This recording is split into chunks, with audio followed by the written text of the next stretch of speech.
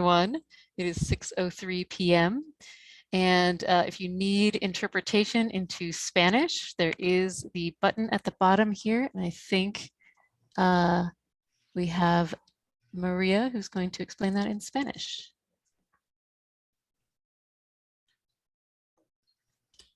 Is she still here?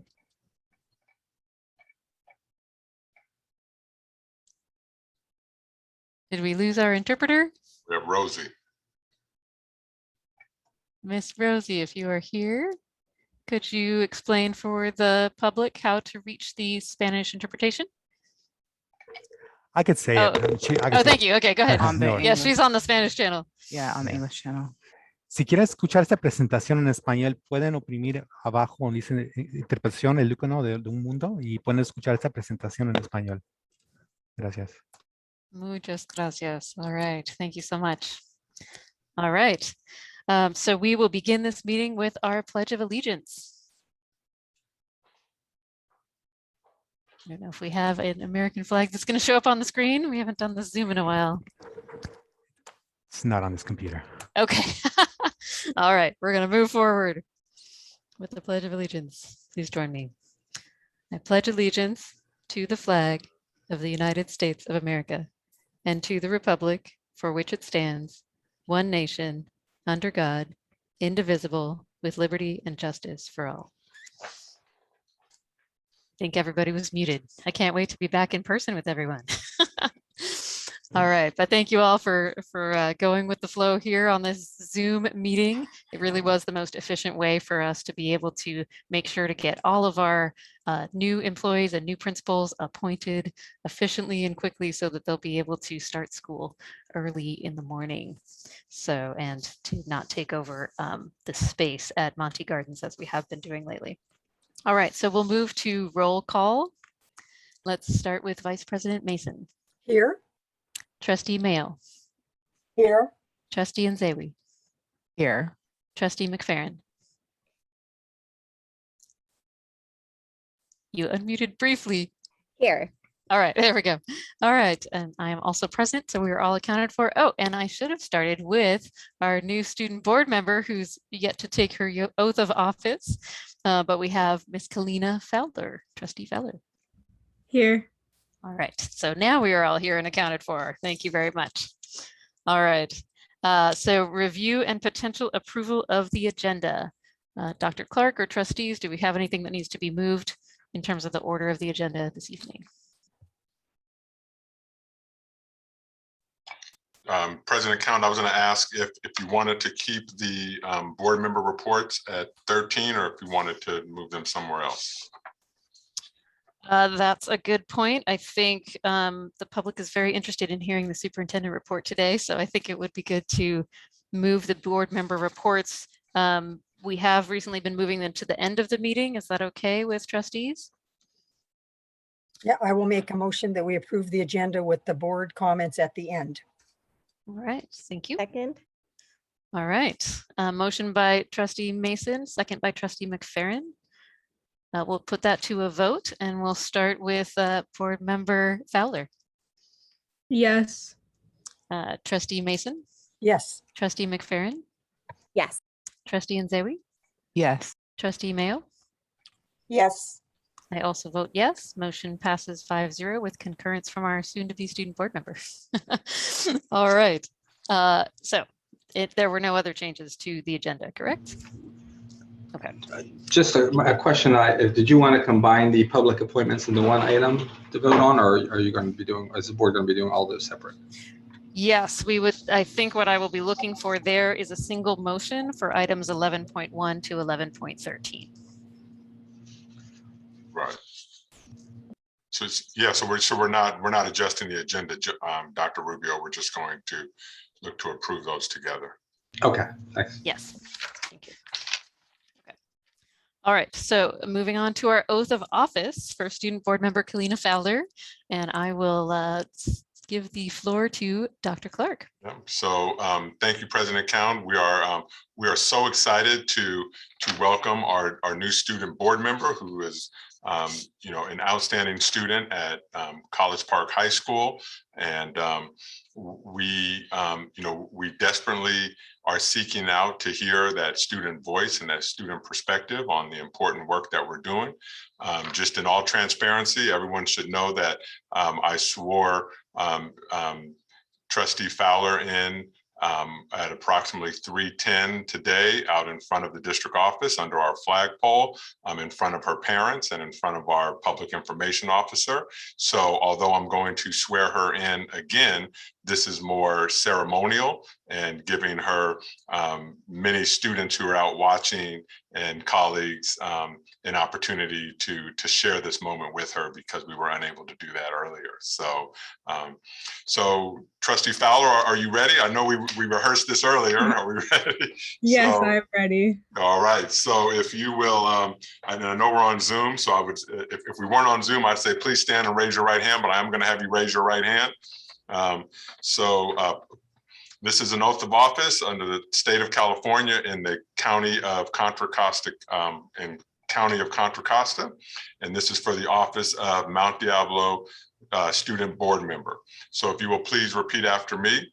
I, Kalina Fowler, I, Kalina Fowler, do solemnly swear do solemnly swear that I will support and defend the Constitution of the United States that I will support and defend the Constitution of the United States and the Constitution of the state of California and the Constitution of the State of California against all enemies, foreign and domestic, against all enemies, foreign and domestic, that I will bear truth, faith, and allegiance that I will bear truth, faith, and allegiance to the Constitution of the United States to the Constitution of the United States and the Constitution of the state of California, and the Constitution of the State of California, that I take this obligation freely that I take this obligation freely without any mental reservation without any mental reservation or purpose of evasion,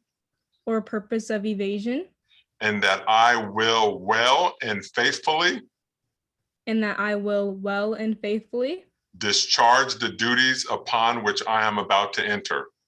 discharge the duties upon which I will enter. And this is, you don't have to repeat this, but this is subscribed and sworn to before me this 11th day of August 2021. So ladies and gentlemen, I would like to present to you our newest trustee, and that is Trustee Fowler. Thank you. Would you like to say a few words or thank a few people? Yes, I would like to thank my parents and also Mr. Harris, if you're watching. I couldn't have done it without you. If you guys don't know, he is my club advisor for the Black Student Union. He has inspired me to go above and beyond academically and throughout social justice as well. And yeah, I'm just very excited. I'm beyond thrilled to have this opportunity, and I will not disappoint. You know, that's the Right. same oath that the President of the United States takes. So in a few years, you'll be ready to go. Yeah. Sounds good. I hope I have everyone's vote in a few years if I do run. All right. Well, congratulations, trustee, and welcome, Trustee Fowler. Thank you so much. Okay, so now we will move on with your first meeting. So first, just to report out briefly the actions taken in closed session. Item 7.1, negotiations. The board may discuss negotiations or provide direction to its representatives regarding represented employees pursuant to Government Code Section 54957.6. We did receive information. Item 7.2, discipline, dismissal, release, or reassignment of public employee, Government Code Section 54957B1. We also received information on that item. And item 7.3, public employee performance evaluation, the superintendent, we received information as well. All right. So that takes us to public comment. Item 8.1, the public may address the board regarding any item within the jurisdiction of the Board of Education of the Mount Diablo Unified School District.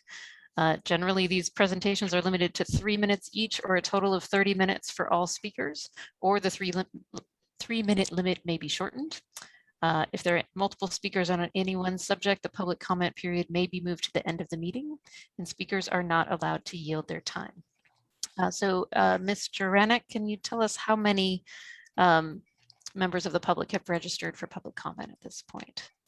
At this point, we've had 11 members of the public register for comment. Okay.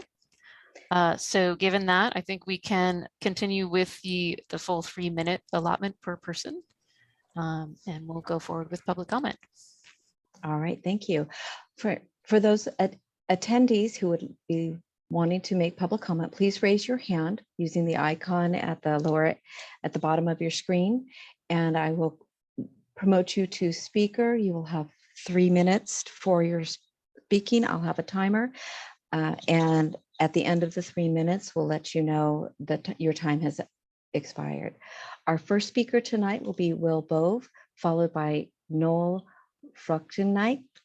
Apologize, Noel, I do this every time. And then Cora Mitchell. First, Will Bove, and then Noel. Good evening, board members. My name is Will Bove. I'm a school psychologist in the district. This is my 15th year in Mount Diablo Unified School District and my 20th year as a school psychologist in the field. I've asked to speak with you today, and I really appreciate your time and attention because I'm very concerned with this school year. With the reopening of schools during the pandemic, I think I'm about to face the most challenging year of my career. I'm concerned with the social emotional functioning of our students across schools and programs. I know we have many qualified staff and programs that will work towards our students and to help support their many needs. I'm glad that we're returning to schools. I think the schools are often the best places to support students in their social emotional needs. I don't think we've begun to understand the social emotional impact these past 18 months are going to have on our students. On top of the concerns that we're facing, I'm specifically concerned today because as a union, we are missing 6.5 psychologists and 6 behavioral health specialists. This is more than 10% of our already overworked staff. These shortages are not due to cuts. This is due to people leaving. There are a number of reasons why we're missing these men and women, but the top reason is that the compensation for psychologists and behavioral health specialists in this district is one of the lowest in the areas. This summer, we lost a number of dynamic and special people who have worked here for 5, 10, and 15 years. The main reason they've left is they're now working for neighboring districts, making $10,000 to $30,000 more. Meanwhile, we're still working out the details of it with the district negotiation team of a contract that we thought we had agreement on 3 years ago. Many of the staff members who left were interns in the district, and many of them spent years dedicated to the service of our students. At this time, this district really needs strong mental health supports to get our students through these times. Please encourage the district to meet MUDSPA at the table and work with us so that we can stop losing our qualified mental health personnel. When I came to this district 15 years ago, our compensation and package for my position was about average as compared to other districts. Currently, we have not kept up. We are one of the lowest around. We want to be here. We want to help. We want to serve. Please support us so that we can do this, so that we have our team to do it. Thank you so much for your time and attention on this day.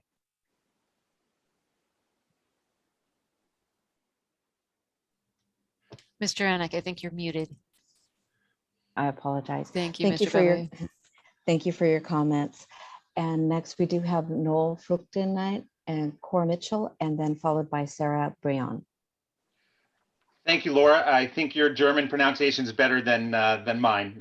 We normally just say Fruitneck, like a piece of fruit and neck. So congrats on that German pronunciation. Good evening, Dr. Clark and trustees. I must say that I'm shocked that school reentry wasn't an important enough item to be on its own agenda line. As I saw the agenda this morning and kind of emailed a number of you, it was suggested that, well, this is just an informational item. There's no action to take, and that's the reason it wasn't on the agenda. So I went back and looked at the agenda. There are 79 items on the agenda, individual line items, 17 of which are information only. So that's about 22%.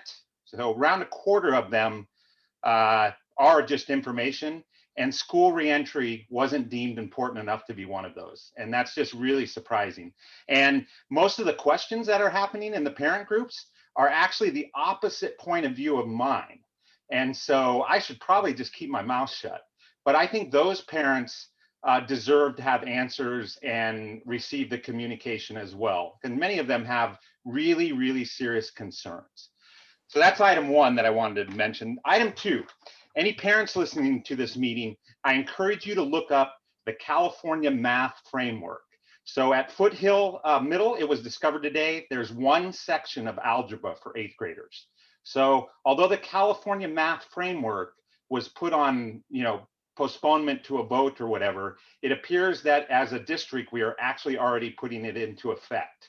And just to quote exactly from the framework, and I quote, "The framework rejects the longstanding goal of preparing students to take Algebra 1 in 8th grade." This is crazy.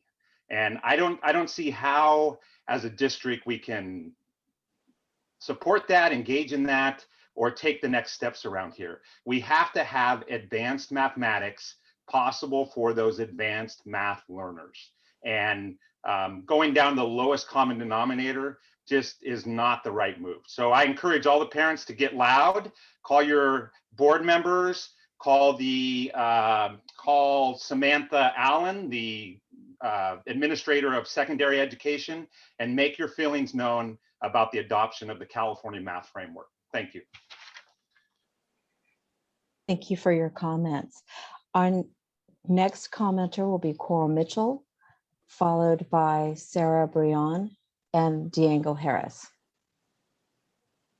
Good evening. My name is Cora Mitchell, and I am a parent to 2 children who live in this school district, but actually will no longer be attending Mount Diablo schools.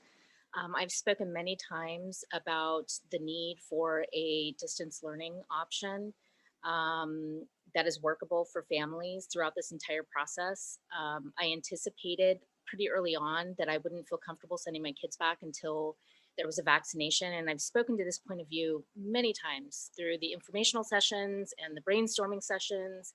And I feel like it fell on completely deaf ears. And it prompted me to do something I never thought I would do and pull my kids from the district. Which I understand, Dr. Clark, is my right to do as a parent, but it's really sad to me that the customer service around families in this district wasn't more of a priority. I spoke the last information session that the tone at which all of the information was presented was so negative that it felt as though you're punishing parents for wanting to be cautious around this, especially in light of the Delta variant and its impact on children. And you're cramming 30 kids in a classroom at a time. There's some serious safety concerns for everybody involved. And I found actually the presentations to be quite offensive. I don't know why it seems as though the district is taking this personal. Every kid in this district deserves to have instructors and administrators who are paid very well, by the way. Our administrators are paid very well. And so I do sort of expect service with a smile. Especially when all we're asking for is a basic education for our children. And they deserve to be treated and valued just as much as the kids who are returning to class. And that isn't what's happening here. So I'm hoping that the tone of the district is going to change, because as we're seeing, kids are going to be cycling in and out of school. That's just the reality. There's going to be exposures, and kids are going to be going in and out of the classroom all year long. And when those kids are going home, are they going to be treated the same way as the kids in the virtual academy? I doubt it. So I hope that you'll start listening to the parents in this district, and delivering the education that their children deserve, and treating the family with the same respect that those who are going back. And some of those families who are going back don't want to, but you've given them no choice because you're not going to secure the spot at their home school, even though I know the verbiage is there. But in practice, that's not actually what's going to happen. And that's the message that's being relayed to families. And that's a really unfair position to put parents in when you're talking about life and death of their children. Kids are dying. Kids are in the hospital all over the country. So I hope that you come up with a better plan for this for the rest of the year, because we're just getting started. Their kids are going back tomorrow. There's going to be sick kids. And I want to know, are you going to feel responsible if there's huge outbreaks, and because of the way that you've handled this opening, that more kids get sick than what needed to? Thank you. Thank you for your comment. Next, we have Sarah Brion, followed by Diego Harris, and Brian, I think I've lost. We'll start with Sarah Brion and followed by Diego Harris. Hi there, I'm Sarah Brion, and I'm a high school teacher. I actually have my own kids are already graduated out of the school district, but I'm speaking because of what I'm seeing amongst high school students, and what I've seen this past year is incredibly high levels of anxiety. Students who already were struggling with social anxiety just to the max. I'm talking to kids who've been suicidal, talking to kids who's are just devastated because they've lost their social skills and just on all kinds of medication. And so I'm just appealing to you as a human being right now. I realize that all over the nation that we're expected to follow these mask mandates, and that's what the government's saying, and et cetera. But let's just consider the hearts of these kids who are being masked and having difficulty breathing, having difficulty getting oxygen to their brain so they can think, having difficulty being able to relate to one another when being a high school student is already hard enough. And I just want to appeal to you as a mom, as a dad, as a person who has friends who have anxiety, that this is very, very serious. And we could actually help these students by allowing them to not have to wear masks. Just a simple thing. Let's remind ourselves that the actual survival rate of COVID is 99.9%. Is all of the damage that's being done to these students mentally and emotionally worth the 0.1% of that are suffering, in the most extreme way? Let's consider the 99.9% survival rate and consider that we actually can help these kids by allowing them this 1 degree of freedom so that they can get some of what was lost last year and be able to move on with their lives. We're talking about their lives being impacted for the rest of their lives because of these significance of these years in their development, socially, emotionally, psychologically, and just the trauma I'm seeing with these high school students is incredible. It just breaks my heart. And I know it breaks your heart too. And so just, I would ask you just to look beyond, what the propaganda is saying, what is the narrative that we're being expected to believe, and consider what you're actually seeing with your own eyes and seeing with your own heart, and think about allowing these kids to not have to wear these masks. Thank you. Beautiful. Thank you for your comments. Next, we have Mr. Diego Harris, followed by Marlene F. and Lisa Bright. Well, good evening, board members, Dr. Clark, and all others attending virtually. My name is Diego Harris, and I'm a resource specialist at College Park High School. I'm also a track and field coach, specifically sprints. And I am very fortunate to be at College Park with such an outstanding group of faculty, teachers, and admin both. And I'm also president of the Black Educators Association. And at this time, I would like to welcome and congratulate Kalina Fowler on being appointed as a student board member. There's a reason that Kalina is president of the BSU. I remember her reaching out to me last year and wanting to get the BSU started again. And I know she has strong leadership capacities because unfortunately, one time I forgot the date of a meeting, and Kalina, in her most respectful way that she communicates, let me know, Mr. Harris, where are you? You're late for the meeting. In true teenage fashion, with some emojis along with that. I look forward to working with Kalina and the rest of the BSU this upcoming year, supporting and advising them. And whoops, did somebody jump in on that? Okay, so, but I really value Kalina's expectations for excellence, her expectations for relationships, that we be together, and also more importantly, her insistence that we raise up other young leaders so that the BSU does not just evaporate or fall down after the leaders that they have move along. So I really value how she's not just thinking about the moment, but she's thinking of those who are coming behind her. So again, on behalf of the Black Educators Association, Kalina, we just definitely want to welcome you and say we're so very proud of you for being a student board member. Thank you. Thank you for your comments. Next, we have Marlene F., followed by Lisa Bright and Courtney. Hello, this is Marlene. Can you hear me? Am I being heard? Yes, we can hear you. Go ahead. Okay.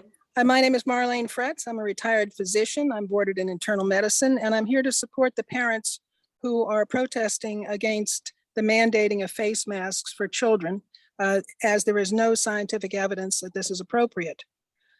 Start with the nature of COVID-19 disease in those under 18. All the data still indicate that the disease is mild in this age group.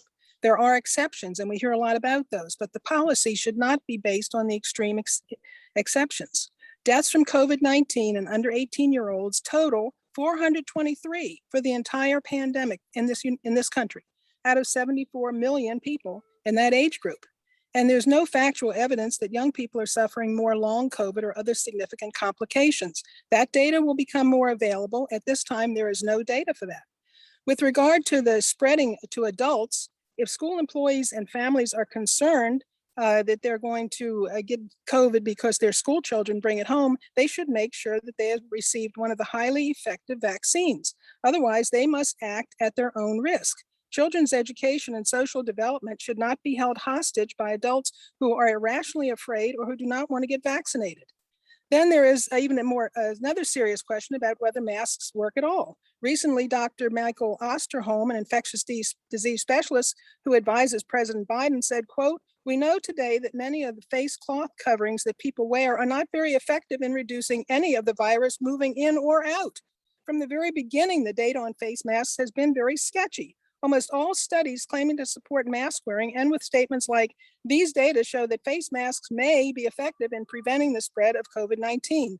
And there have been a number of reports discussing the detrimental effects of face masks on children, especially those with asthma, but of equal importance are the psychological effects of the masks. The fear of contact with fellow people, children going through developmental years without being able to make facial expressions or learn to read facial expressions of their peers, and the disruption in the classroom caused by the mask issue, difficulty speaking, difficulty understanding what others are saying. So what is the real reason for the mask mandates? No one has really explained it to us. It would appear that a significant number of our leaders have bought into the idea that our country would be better off if a group of so-called experts with strong authoritarian philosophies were controlling the rest of us. Mask mandates, like cancellation on social media, are sort of training sessions for us. These experts are saying to us, give up. One day we say no masks, the next day we say masks. Data or no data, we are in control. I can only encourage each of you, at least those of you who still understand that freedom produces the most successful societies for everyone, that you will stand up and speak up and act against this creeping non-fact-based totalitarian movement. Thank you for your comment.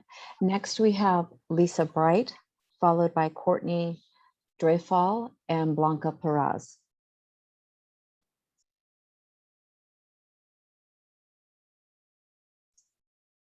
Ms. Bright?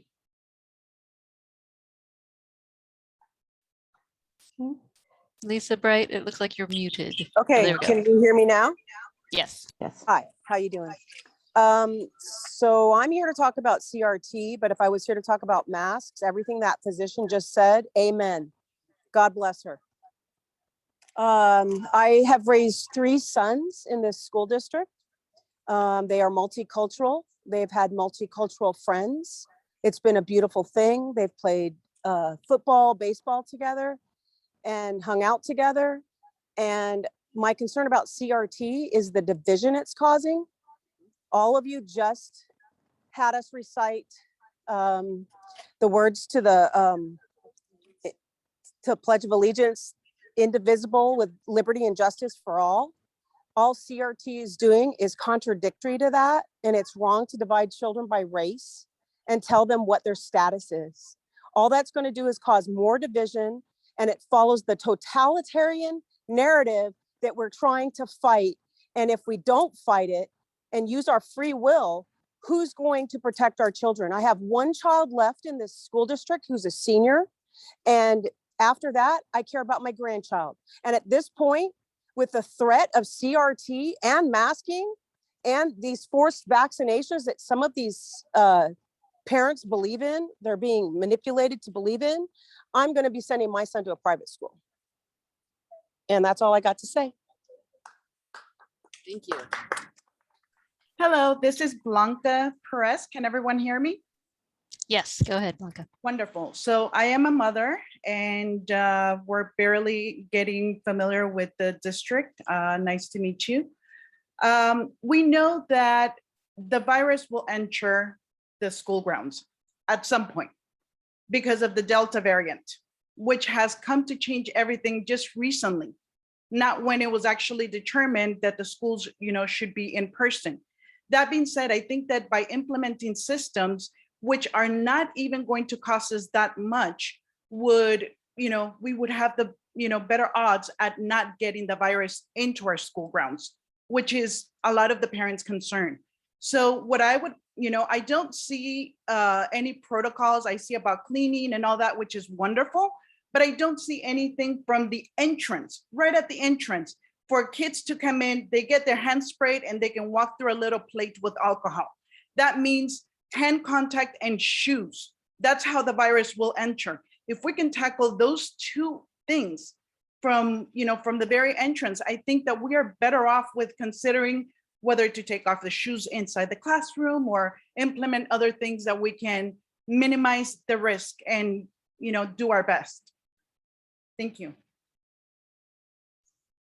Thank you for your comment. Next, we have Courtney Dreyfall, followed by Samantha Kamara and Lindsay Nakashima. Hi. Can you guys? You're very faint.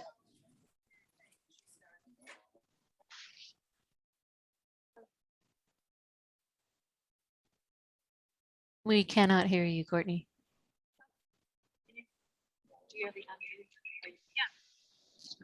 It's very low, maybe just turning up the volume or speaking closer to the microphone.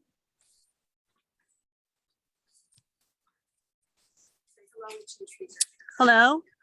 Yes, that's better. Okay. Go ahead. Sorry. I'm a mother of a 2-year-old and a 6-year-old who have had to be masked for 1.5 years already.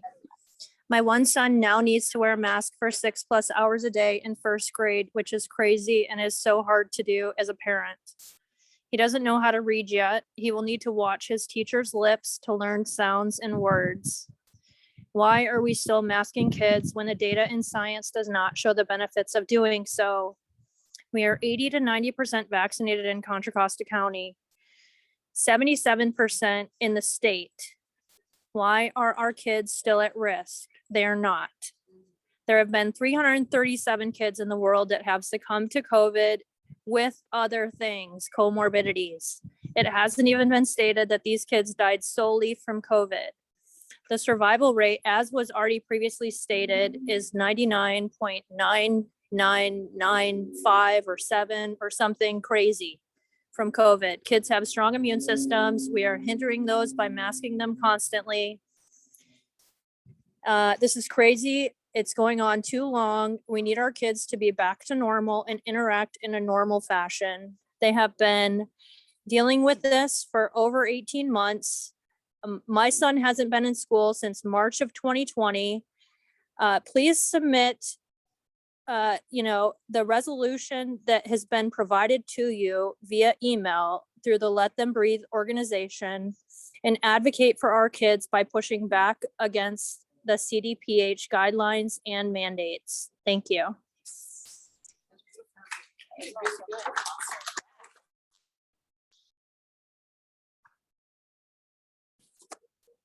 Mr. Anik, I think you're muted again. Thank you.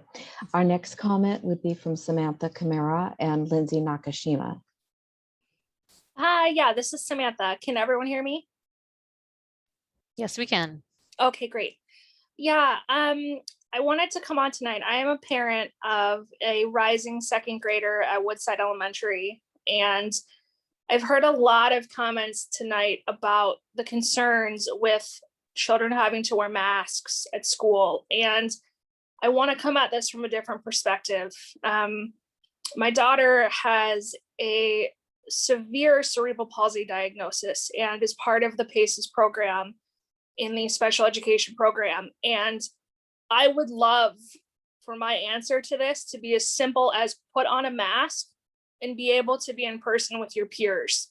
Quite frankly, I don't want to hear it. If your biggest concern is that your child has to put on a mask and be able to continue education in person, I don't have that luxury.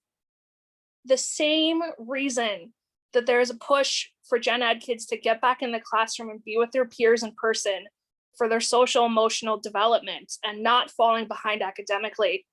Our physician has told us that it is not safe for our child to go back in person. Not just COVID, it could be pneumonia, it could be the flu, any respiratory illness is potentially and easily fatal for her. So no, she hasn't been in class since March of 2020 in person either, and she will not be come fall.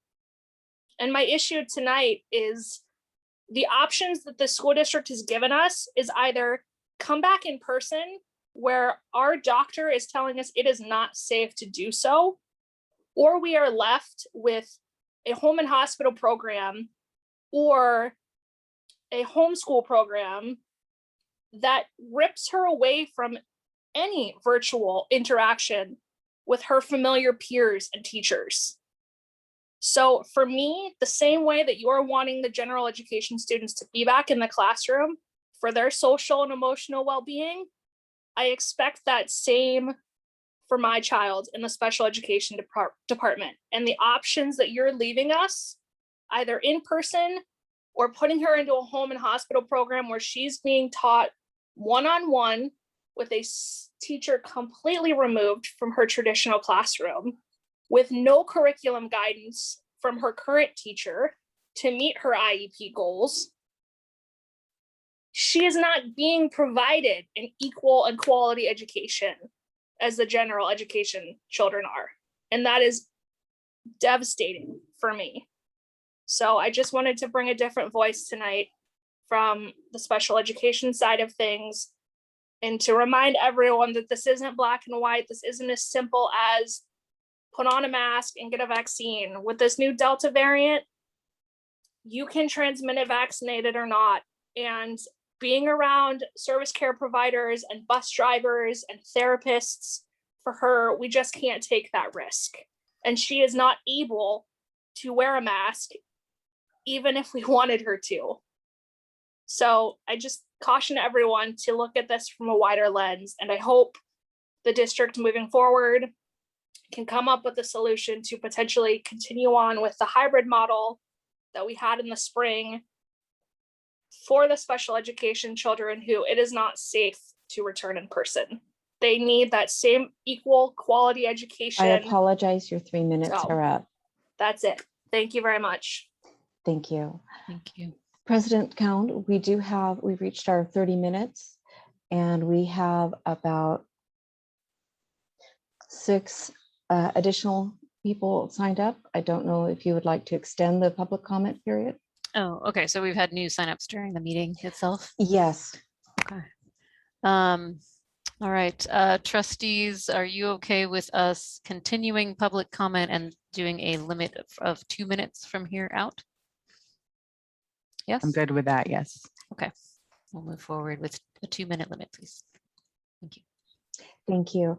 Our next speaker will be Susie Hubble, followed by Lisa Dubrow and Roshini Greenwald. Please be advised that we have shortened the time to 2 minutes as we've exceeded our original 30-minute time frame. Sorry, excuse me. This is Lindsay. I think I might have been skipped over on I accident. apologize.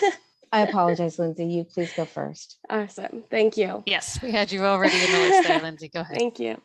So good evening, Mount Diablo board members, Dr. Clark and staff. I'm speaking here tonight because of my concerns with class sizes, combination classes, and COVID. As a coworker said on Monday, teachers feel broken. And I want to emphasize that this is not a reflection of our administrator or school.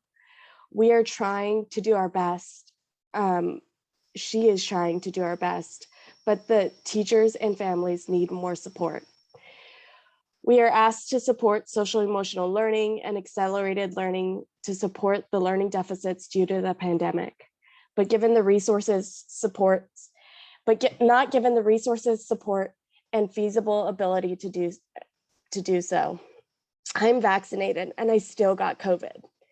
I can't give you any medical information in regards to COVID. I can only tell you my own experience. I took every recommended precaution like masking and social distancing. If I didn't get the symptoms a couple days before school, I could have passed that on to my class who are all unvaccinated because they are under the age of 12. In some of our classrooms, we are over contractual numbers. We were asked to put 1 feet in between desks if we are able to, but many of us are not able to. We still have combination classes. I taught a 4th and 5th grade class for the past 2 years during the pandemic. I knew I couldn't do it this year again because of so many factors, including a decrease in preps. We don't have the support to provide the best education to our children. So here are my questions. Why do we have combination classes? Why are we over contractual numbers? After 2 weeks, how are we supposed to let go 1 or 2 of the students that we have formed a relationship with? How are we even supposed to try to social distance our students in the classrooms? As teachers, we are asked to support social emotional learning of our students, but how does the district reciprocate this for their teachers? Again, this board comment is reflected as my own opinion and has no reflection of my administrator, coworkers, and or school. This is my own experience, and I would love to say that I would be starting the school year off with my I apologize, students, your 2 minutes is up. but I will be out for the first 10 days. Thank you. Thank you. Next, we have Susie Hubble and followed by Lisa Dubrow. Hi. Oh, can you hear me? Sorry, we have Susie Hubble first. So Okay. Lisa, if you could mute for a minute. Thank you. Thanks. Okay, so hi, my name's Susie Hubble, obviously. I'm a parent with 2 children in the MBSD district. And I wanted to actually make a request, which I know you guys have already done so much and you've taken so much time, and we really appreciate you as parents doing all you're doing. But today is the day before school starts for many people. And there is still a lot of confusion and uncertainty about what the actual mask protocols are supposed to be at different school sites, especially regarding whether we're supposed to be masked outside or if kids can play outside without masks on, especially in the K-5 schools. And I was just asking if you could please, you know how you do the automated calls for letting us know about food? Can you please, we need district guidance because the school sites are all saying different things and it's very confusing for us as parents, and it causes a lot of unnecessary anxiety for us and for our kids. So if you could maybe like once a month, or if things change, send out one automated call through the same system that you send the food information out through, that would be extremely helpful for us. And it would also put a lot of our worries to rest about whether we're telling our kids the right thing to do at their school and whether we are doing what we're supposed to do our part as parents, or if we're getting misinformed by the principal who might be saying something different than what we're hearing from California Department of Public Health. And it's just it would be very helpful if you could please do that for us. I'd really appreciate it. And I know a lot of other parents would too, because I know a mom at Eagle Peak Montessori whose principal says they have to mask outdoors. And I read that that's not the case. And we're all so confused. We just need your help. So please help us. And thank you for all you do. And we really appreciate you. So thank you. Thank you for your comment. Next, we have Lisa Dubrow, followed by Roshini Greenwald. And I just wanted to say thank you for that recommendation. For people who are looking for that kind of information, I believe that Dr. Clark will be covering much of that in his superintendent report tonight at the board meeting as well. So that will be one more place to receive the information. Thank you. Thank you. Lisa DeBrook. You may unmute.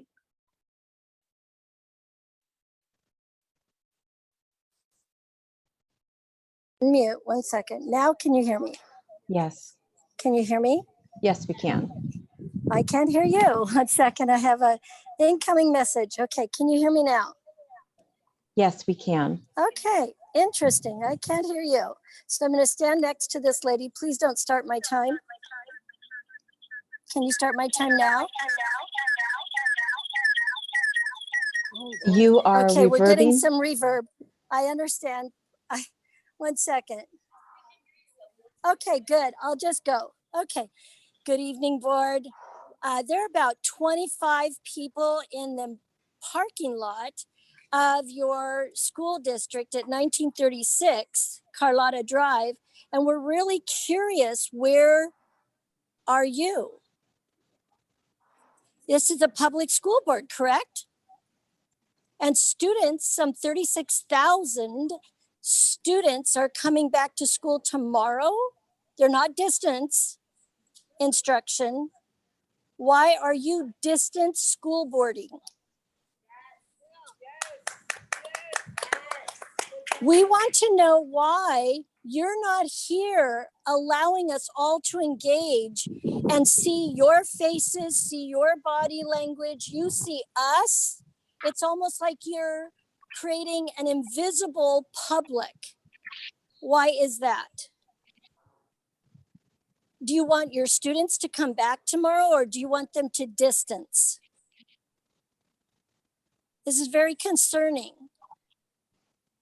You have an obligation as civil servants to hear us, engage with us, and not oppress, suppress, minimize, obscure us. We feel obscured. As a kindergarten teacher, I want to say that this should not continue. If you expect to have in-school student attendance, you should have in-district building school board meetings. Thank you. Otherwise, there's no connection. You've muted us. You've masked us. And to be clear on the mask, the comparison for the COVID molecule is that of a mosquito passing through a chain link fence on any one of the masks. They are Apologize, your not 2 doing the minutes are job up. the CDC said. Thank you. Our next speaker will be Roshini Greenwald, followed by Dorothy Weisenberger, and last Fabiano Campos. Hi, can you hear me? Yes. Okay, great. Thank you so much for the opportunity to speak. I'd like to share a little bit of a counter opinion to some of what I think has already been said. I am a parent of a first grader and have a preschooler that will be joining the school next year. And I'm very much in support of the recent mandate to require teachers to be vaccinated or get tested weekly. And I also wanted to say that I'm fully in favor of our kids wearing masks indoor. And in fact, I would actually prefer them to wear them outdoors as well, where I know that social distancing would be difficult. My kids have both worn masks for the past 18 months, and they've been completely fine with it. I want to stress that we are still in a global pandemic, that things shouldn't go back to normal because people continue to die across the country from this virus, and that I hope we continue to mandate masks for the safety of our kids.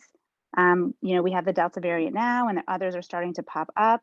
So as a mother, I ask that we continue to always veer on the side of safety and caution. Thank you so much. Thank you for your comment. Next, we have Dorothy Weisenberger, followed by Fabiano. Good evening, Dr. Clark and school board members and public. I wasn't planning on speaking tonight, but after listening to the comments from last night's presentation and tonight's. I just want to say that we are divided, not only as a country, but it seems like we're divided in our school district on what's right and what's not. But I want to caution kindness. We're all human. We all have our own beliefs, but we also need to share kindness with one another, and to remember that when these kids are going to school tomorrow, if you don't believe in masks and your kids are going to come to school and say, I don't want masks, or vice versa, just remember that we need to be kind to one another. This is not an easy situation for any of us that we're in. And just as a side note, my son was just in the hospital. He wore a mask after a 6-hour surgery through the night. His pulse ox was at 97% after an open chest surgery. So I just want to be clear that just because you're wearing a mask, it doesn't, unless you might have a reactive airway disease, it does not keep you from being able to breathe. Also, special ed parents out there, if you're listening, I'm here. I am here to listen. I'm here to help you. I know this isn't easy for you. I have an immune compromised kid, and this is daunting for me, even though my kid got vaccinated, to think about what we're about to do tomorrow. So for everybody on both sides, please be kind to one another and listen and respect one another. Thank you. Thank you for your comment. Our next comment is from Fabiano Campos. Hi, can you hear me? Hello? Yes, we can hear you. Awesome. I'm very new to this. It is my newborn's first day of kindergarten tomorrow. And regarding masks, I believe that every kid should be required to wear it indoors. I come from a family where I got COVID, my husband and my 2 kids. I do want to say that one of my kids eat very healthy, the other does not. And the kid that does not eat healthy got a 3-day fever. And the one that eats healthy was just a little cold from COVID. So I just wanted to put it out there, eat healthy. But I got sick where I thought I was going to die. I was writing I love you to every family member, and I went to the ER for this. I do believe that kids should not wear a mask outdoors. I think that is too much to ask from them, especially from a 6-hour day. So my question is, what is keeping you from teaching outside? Because they say that outside is safer without a mask. So that is my question. I can see weather being the problem, but not during school time. So that's it. I just have that question. Thank you so much. Thank you for your comment. We do have one other individual with their hand raised. President Cowan, do we have time for one more? Is everyone okay with one final 2-minute comment? Thank you. Yes. Addie Alvera. Hello, thank you for having me today and allowing me to speak to end the night. Public comment period. I really appreciate that there is a mask mandate, and frankly, I appreciate Zoom meetings because it makes it more accessible for myself as a parent who can't always drive to some random building to look and find where you guys are at. So I appreciate the accessibility to Zoom. The last time you guys met in person, I couldn't hear you from home, the live stream. It was really hard to see your body and your reactions. And I couldn't drag myself and my kids to wherever you guys were at. And so thank you for having Zoom meetings, and I appreciate any efforts you make to social distance and wear masks. My kids who want to return back to school want to wear their masks. They want other kids to wear their masks. They're concerned, but they want to see their friends. And so please, as much as you can, social distance the kids indoors, outdoors, wear masks indoors, wear masks where the kids are close together outdoors. Space them out when they need to eat lunch. I went to do a site visit at my school, my kids' school in Moulton Gardens, and to my surprise, I saw that the kids were sat together shoulder to shoulder. And I was very upset because I want there to be a little bit of distance. I mean, they're already in the class together. Hey, we're back in school. Everybody got what they wanted. But can they social distance a little bit indoors? I mean, even if the desks were a foot apart, would make a huge difference to if a mask falls off, or if the teacher needs to take her mask off to rub her nose. You know, a little bit of distance will give the kids a little bit more security, and having desks shoulder to shoulder concerns me because sometimes, you know, mistakes happen. I do And kids get apologize. little colds. Your 2 minutes is up. Thank you. Thank you. And that will conclude our public comments period.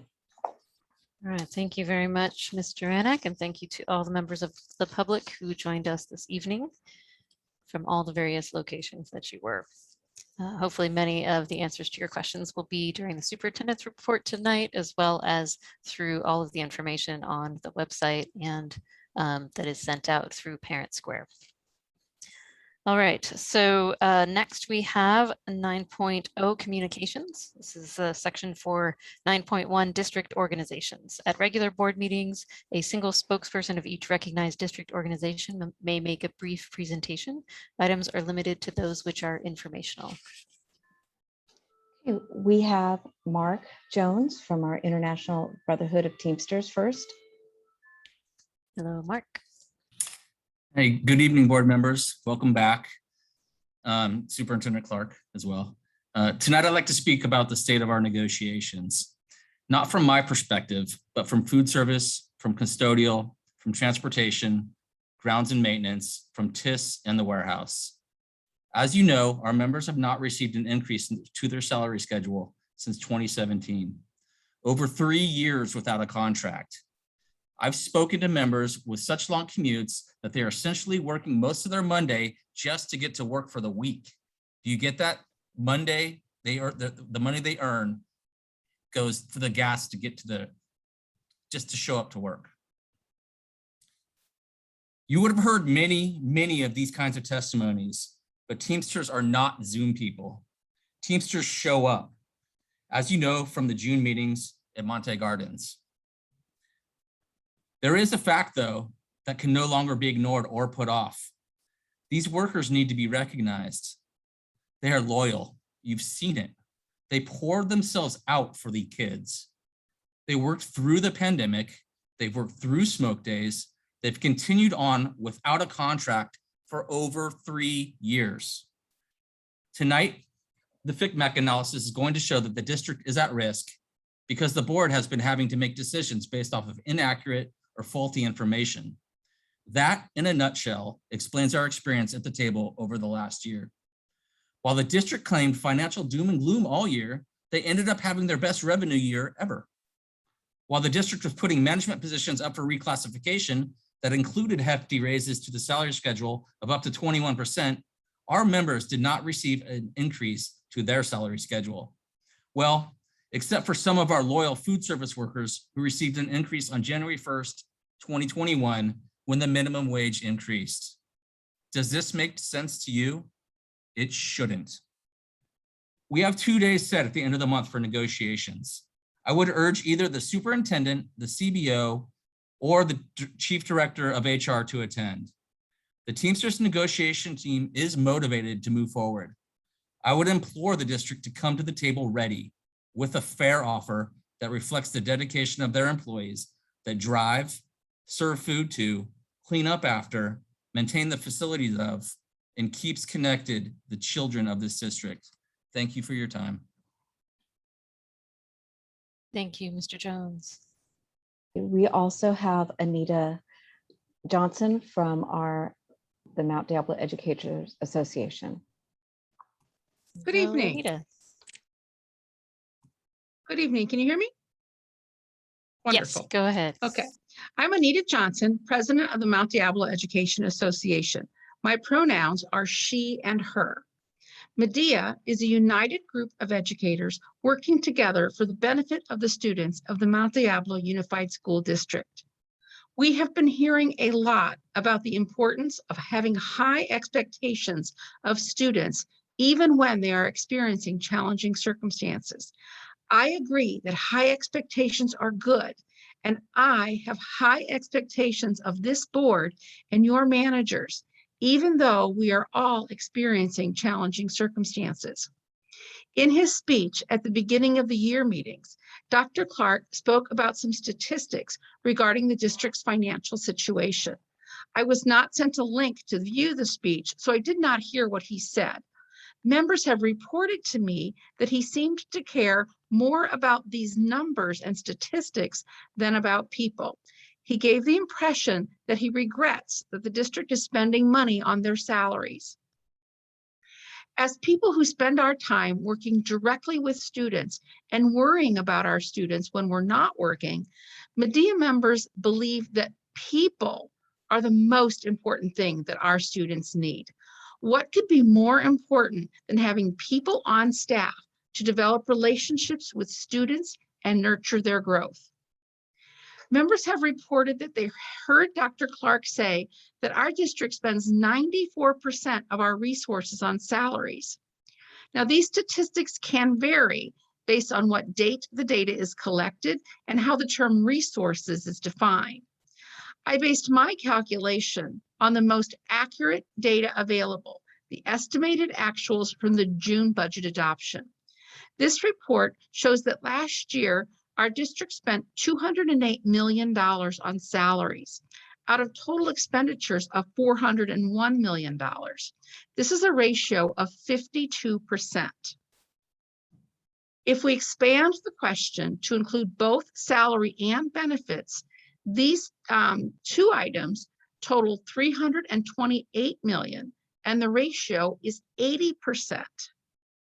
Even if we narrow the question to only unrestricted funds, the total of salaries and benefits in this portion of the budget is $180 million out of total expenditures of $202 million, which is 89% in the unrestricted budget. Still not 94%. But why is this statistic so important? Why are we spending so much time talking about this one statistic? Just to explain, the unrestricted portion of the budget is that part that is not controlled by specific spending rules, while the restricted portion of the budget usually includes such items as money received in special programs from the state and federal government or from grants for specific programs. When analysts compare district budgets, they might compare the unrestricted portion to avoid variances caused by special programs. We know that MDUSD's percent of unrestricted budget on salaries and benefits is somewhat higher than average for many districts, but is not the highest. And to me, salaries and benefits are the best things that a district could spend money on, because it means that there are more people developing relationships with students, which is what our work is all about. Some of the reasons our district might be higher than others are that MDUSD spends less on non-people items than other districts. For example, our electricity is mostly free because we invested in solar panels. We spend less on gasoline than many other districts because few of our students ride buses. We spend less on computers and less on building repairs because we do not have partial taxes or as much supplemental funding as other districts. Comparisons between districts can be helpful for identifying ways to improve efficiency, but no one should blindly base decisions on such benchmarks. Which brings us back to the question, if Dr. Clark regrets spending money on students, what does he want to spend money on? I know that some of you trustees would prefer to have more money or funding for the reserve account or the ending balance. And I want to make sure that you understand that managing this statistic would not help achieve that goal. If the district somehow had $20 million less in salaries, total expenses would also be $20 million less, and the ratio would still be 88%. And the services we would provide to students would be far, far less. The recent FCMAT report indicated that the district's financial situation is stressed and suggested that the board make strategic changes to correct problems. While we disagree with some of the statements in the report, FCMAT is a reputable agency whose concerns should be taken seriously. We agree that the board needs to make strategic changes, but continue to believe that regular salary increases are an important responsibility to employees that should not be shirked. The most important thing that our students need is a qualified teacher in every classroom and a qualified individual in every position. The recent SIR report offered many more important and more specific suggestions, which included increasing trust with employees, continuing to stress equity, implementing multi-tiered systems of support for students. I encourage the superintendent and the board to focus more on these more important goals. These are the high expectations we have of you. Yes, these will be difficult to achieve in light of the challenging financial situation, but we expect no less of you. It would be wrong of us to lower our expectations because of the challenges. As the SIR report pointed out, a culture of trust and shared values is necessary for successful work with our students.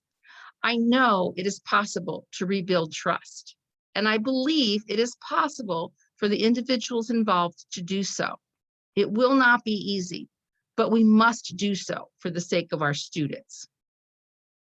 On a separate, but also important note, I want you to call everyone's attention to the ballots that just appeared in our mailboxes regarding the attempted recall of Governor Newsom. I encourage everyone to vote no on the recall question. Our governor has made many good decisions and is extremely supportive of our public school system. We must all show our support and appreciation by taking part in the rejection of this proposed recall and mailing in our ballots. Please complete and send in your ballot today. I know this is going to be another unique and challenging year for us. I look forward to working with all of you and hope that you have a great year. Thank you. Thank you, President Johnson. And that is our last comment. All right, thank you very much. All right, so that moves us on to recognitions and resolutions. Item 10.1 is review and potential approval of Board Resolution 2122-1 for personnel with variable term waivers. Dr. Clark? Yes, and I believe this is going to be either Dr. Rubio, which I see him just on. So Dr. Rubio, this item is yours. Great, thank you very much, board members. Good evening. Item 10.1 is our request to you for your review and potential approval. The variable term waivers provide applicants with additional time to complete certain requirements for their credentials that authorize their service. And we have 14 new employees that we are requesting your support on for that additional time. All right, thank you, Mr. Rubio. Do we have a motion? Yeah, I would make a motion that we approve the board resolution 21/22-1 for personnel with variable term waivers. Second. Thank you. Motion by Vice President Mason, second by Trustee Mayo. Any discussion? All right, we'll put that to a vote and we'll start with our student board member, Trustee Fowler. Yes. Trustee Mason. Yes. Trustee Mayo. Yes. Trustee McFerrin. You're muted, but I could see a yes. Thank you. Trustee Nzewi. Yes. All right. I also vote yes. Motion passes 5-0 with concurrence from our student board member. All right. Moving on to 10.2. Is that Dr. Rubio as well? That is going to be Dr. Rubio. Thank you. Item 10.2 is our request for your review and potential approval to allow some of our new personnel for this evening to have with their help, or excuse me, support for provisional internship permits. Similarly to the previous resolution, this allows our new employees additional time to meet their subject matter requirements that they need to enter an internship program. Thank you. Do I hear a motion? Madam President, I would move that the board approve the provisional internship permit as presented. I'll second that. Okay, thank you. Motion by trustee Mayo, second by Vice President Mason. Any discussion on this item? Okay, we'll take that to a vote. Trustee Fowler, Yes. trustee Mayo, Yes. trustee Mason, Yes. trustee Nzewi, Yes. trustee McFerrin. Yes. I also vote yes. Motion passes 5-0 with concurrence from our student board member. Thank you very much. Thank you.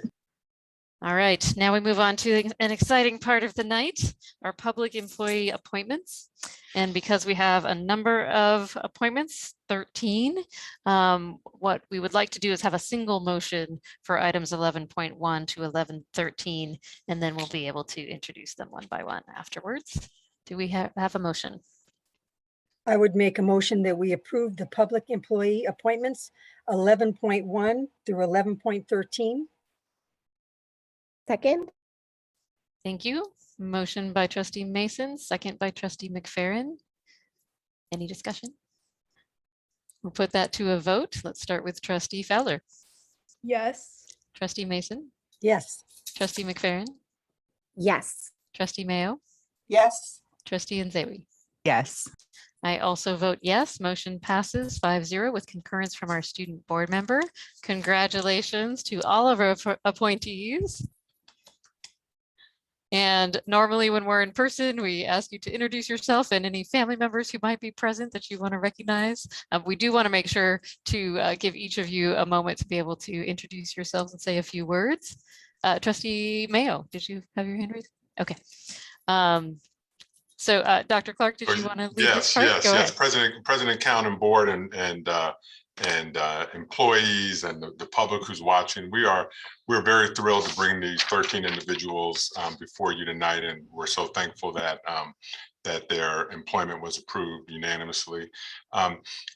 We have a dynamic bunch here that we're bringing forward this evening.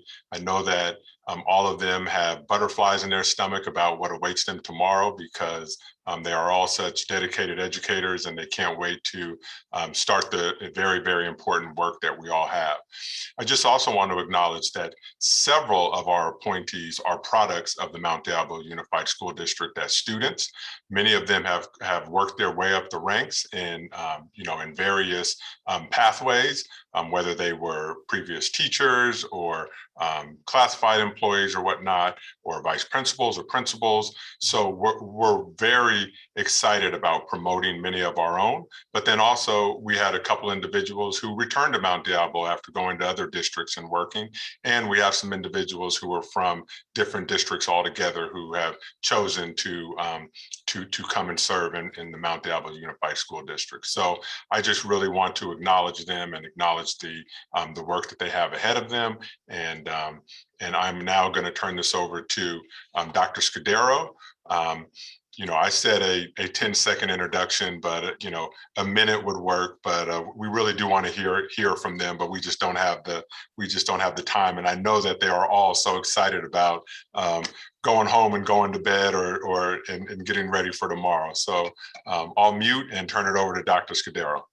You bet. And I'll call out their names and position and let our new management employees introduce themselves. So our new social work specialist in the Student Services Department, Christopher Carley. Hi, everybody. I'm Chris Carley. I'm a new social work specialist with Student Services. With me is my wife, Dr. Denisha Carley, and our 11-year-old Damari. And I just want to say that with me, I'm bringing years of experience as a social worker with Child Protective Services in San Mateo and San Francisco County, where I have a lot of experience working with foster youth and juvenile dependency court systems, more formally known as foster care. And for the last 2 years, I was a counselor, a child welfare and attendance counselor in San Jose Unified, where I expanded my experience to working with both McKinney-Vento youth as well as youth who are engaged in the juvenile probation system, as well as continuing to serve foster youth. And so I'm excited to be with a dynamic student services team with that prioritizes educational equity. And I'm looking forward to serving the Mount Diablo community this year. Thank you so much and welcome to Mount Diablo. Thank you. Excited to have you here. And introducing our Director of Human Resources, Ryan Sheehy.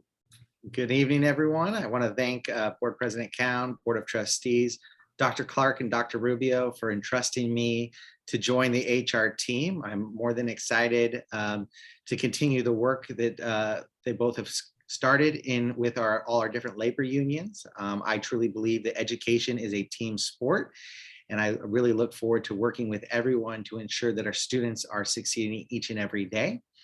Tomorrow morning will be not a real moment for me. It'll be weird for me not waking up, heading to a school site where I will see kids. That will be the biggest thing for me, the hardest adjustment.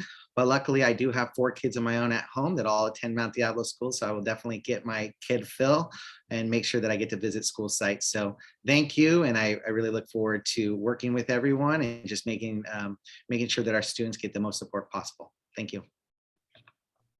Welcome into this new position with our district. Introducing our new principal at Riverview Middle School, Salima Moss.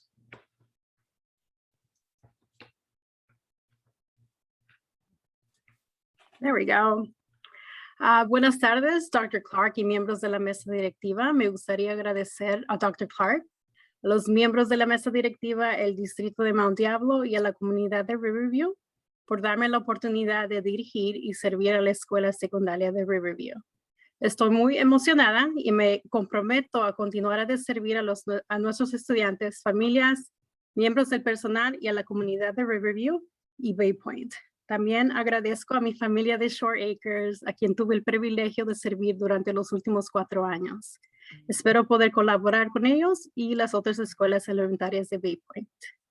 Good evening, Dr. Clark and trustees. I would like to thank Dr. Clark, board trustees, Mount Diablo Unified, and the community of Riverview for giving me the opportunity to lead and serve at Riverview Middle School. I am excited and committed to continue serving our students, families, staff members, and community of Riverview and Bay Point.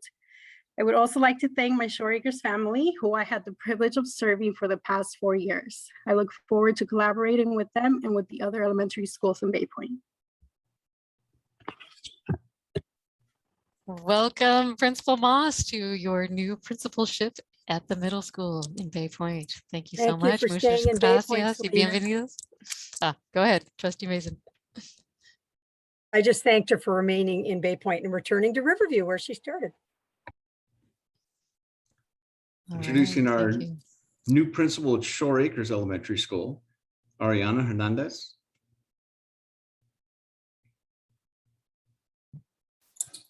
Afternoon. I first will start by introducing my family and my husband, my backbone that's always there to support me in everything. I am humbled and honored to return to the Bay Point community to lead the Shore Acres School. My brother, who is right here, was a product of Shore Acres Elementary, so it's definitely an honor to return. I've already been seeing some familiar faces around.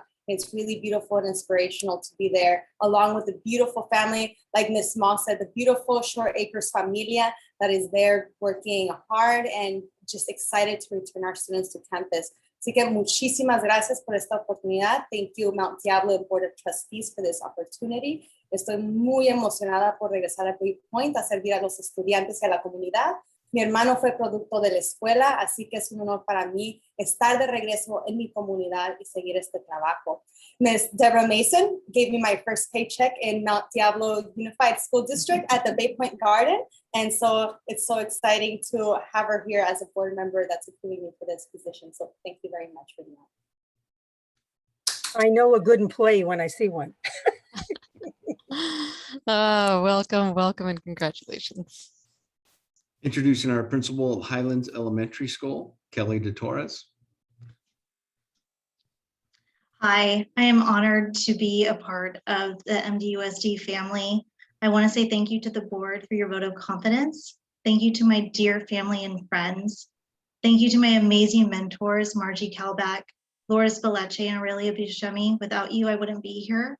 And lastly, thank you to the Highland staff and community. Today, I really feel like I've won the lottery. Thank you.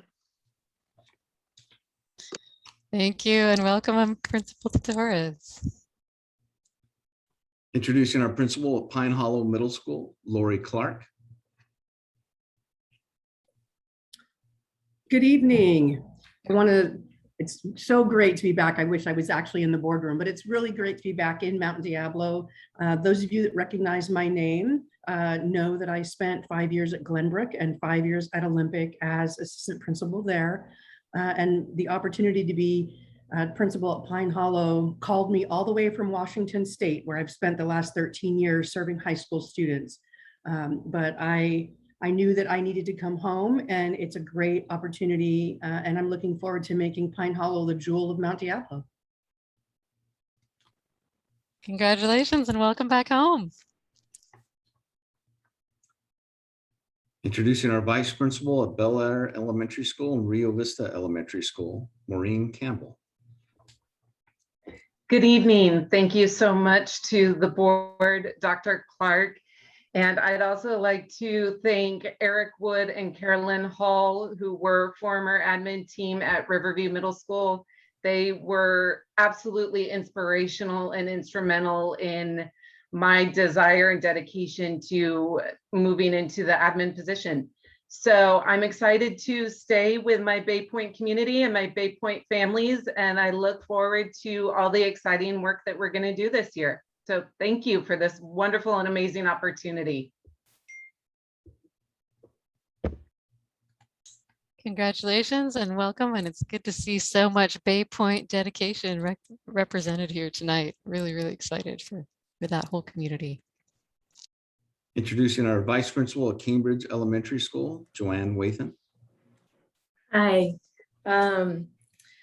I'd like to start out by saying thank you to the board for this opportunity to serve our students at a broader level. I am coming to Cambridge from Pine Hollow, which already is the jewel of Mount Diablo. I would introduce my kids, but they are busy scurrying around trying to get ready to start school tomorrow. I have 2 kids at Northgate High School, and they're very excited to be going back. So thank you so much for the opportunity, and I look forward to working with all of you. Congratulations, Vice Principal Wathan, on your new role. Our vice principal at Oak Grove Middle School, Dr. Lamont Francis, could not be with us this evening. He's actually teaching a class right now, but he wished to pass on his gratitude for his new position at Oak Grove Middle School. Congratulations. I think I saw him pop up a little bit earlier, but I think our public comment probably went on longer than it ran into his class time. So welcome. We appreciate you. Introducing our program specialist for categorical program site-based at Ignacio Valley High School, Sheila McCumber. Good evening, everyone. I just want to thank the board for having this wonderful opportunity to be able to join Mount Diablo. I'm coming to you from Vallejo City Unified, and I bring 21 years of experience with me. I've really enjoyed working with the community and the staff at the school, and I'm really excited about the year to come. Thank you. Thank you so much, and welcome to Mount Diablo. Our Assistant Director, College Career and Adult Education at Loma Vista Adult Center, Tricia Roulette. Hi, good evening. Can you hear me okay? Good, okay. I would like to thank the board I appreciate your support. And I'd like to thank Dr. Clark for this wonderful opportunity. Vittoria Abate, I would like to thank you for your confidence in me. I will do everything I can to justify that. And I'd really like to send a shout out to all of my colleagues who are online watching the board meeting tonight, cheering me on. Thank you. I've worked in adult education since 2005, and I feel very blessed to work at Mount Diablo. There is no place I would rather be. So thank you very much. Right, thank you so much. I think people are very excited to have your assistance there in the adult education. Thank you. Introducing our Assistant Director of English Learner and Dual Language in the EL Services Department, Catherine Fireman. Hi, good evening, Dr. Clark and the school board.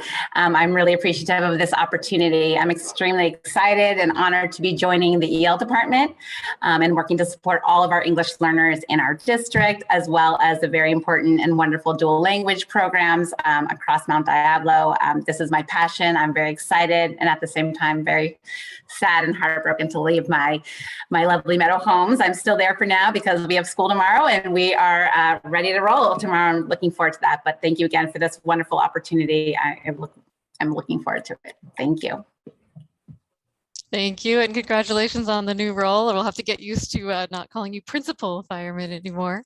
But for now, you're still principal over there, getting the first day of school going. So good luck. Good luck there at Meadow Homes tomorrow. Thanks. And last but definitely not least, introducing our parent liaison of the Special Education Department, Melody Royal. Hello, I want to very much thank the board, and I started with Mount Diablo in 2000, and to quote Dorothy Gale, there is no place like home. I am thrilled to be back, and I just look forward to working with our parent community and supporting our staff in providing excellent service to students who receive special education services. Thank you so much. And welcome, Ms. Royale. I think people are very, very excited to have you joining, and you can hear from the parents who were at this meeting and at the meeting last night that they all really want to be connected with you and with the district to be providing as much communication as possible. So it's really great to have you on board. Yeah, we just want to welcome all the employees. Was that all of them, Dr. Scudero? That's all of them. Yeah, you know, Dr. Scudero, he was there. I had a vision of Bill Belichick calling plays on the sidelines. You know, he had that big chart in front of him of all of our new hires. The Human Resources Department has been, you know, so busy filling positions. President Cound and Trustee Mayo and I had an opportunity to welcome our new teachers, our new counselors, new employees during professional development earlier in the week, and it's just such an exciting time. So again, hats off to our HR department, and just welcome to these new administrators, these new leaders who we're going to be leading within our district. So again, this is just such a thrilling moment to welcome them all. So thank you all. Thank you so much. It's so great to see such incredible talent and expertise, and especially passion from each and every one of you. So excited to see what you bring to the table, starting right away early next morning. So tomorrow morning. So that's why we wanted to make sure to have a very efficiently run meeting tonight to be able to get you installed officially and ready to go. So thank you so much. Welcome and best of luck tomorrow. And since tomorrow is such a big day for all of them, we encourage them to feel free to go once they introduce themselves. Yes. All right. So we will move on. Thank you so much. Okay. So next we have 12.0 reports and information. 12.1 is the FCMAT Fiscal Health Risk Analysis presentation. Dr. Clark. Yes, thank you, President Count. I just I'm gonna turn this over to Dr. Gonzalez in a second, just to introduce Mr. Von Flew, and I shared the FCMAT analysis with the governing board. We also sent it out to the entire district. We sent it to every single employee who has an email address so that they all could read what was in the report and see for themselves, and not trust any other version of it or whatnot. So they all have a hard copy of that, and it is posted on the FCMAT website. And if it's not already, I will make sure that it's posted on our website so that anyone who wants to see it can. It is posted on our on this board agenda. So it is a transparent document. It's a public document that's out there. So I'm going to turn this over to Dr. Gonzalez, and Dr. Gonzalez, if you'll please introduce our guest. Thank you very much. Before I get started, I want to thank the many staff members who spent quite a bit of time being interviewed and providing all the documentation that went into the reporting. by the FCMAT team. Want to introduce John Von Flew. He is here this evening from Sacramento. He is part of the dynamic duo that was here working with us for a number of months. Yes, I'm setting the bar really high here. And he'll just walk through a little bit of the process and be happy to answer any questions. So with that, John, take it away. Thank you, Dr. Gonzalez. Good evening, Mount Diablo Board of Trustees and Superintendent Clark. As stated, I'm John Von Flew. I'm a Chief Analyst with FCMAT. Thank you for allowing me to speak tonight. The dynamic duo, the key dynamic person on the duo is not here tonight. That's Jennifer Noga. She's a fiscal intervention specialist and my partner on the review. But due to a scheduling conflict, she wasn't able to join us. So you're stuck with me. I want to start with a little bit of background about FCMAT and about the fiscal oversight process before going into the FHRA that I'll speak about tonight. So FCMAT is a Fiscal Crisis and Management Assistance Team. We're an independent external state agency that works with Assembly Bill 1200, the fiscal stability and fiscal oversight for schools and county offices. As stated in our name, we do management assistance. That's the majority of our work. About 70% of that management of our work is management assistance. And that is what we use to avoid the fiscal crisis part of our team. And we've fortunately been able to limit that work to about 10% of our work. We also do, to round out the other percentages, we also do fraud investigations and professional development. This work that we have here today is considered part of the management assistance part. The district is not yet in fiscal crisis. And we're trying to avoid that as well as the district. So it's a little bit about our background. AB 1200 is the legislation that dates back to 1991, and that created our existence, as well as fiscal oversights for schools, structured around standards and criteria.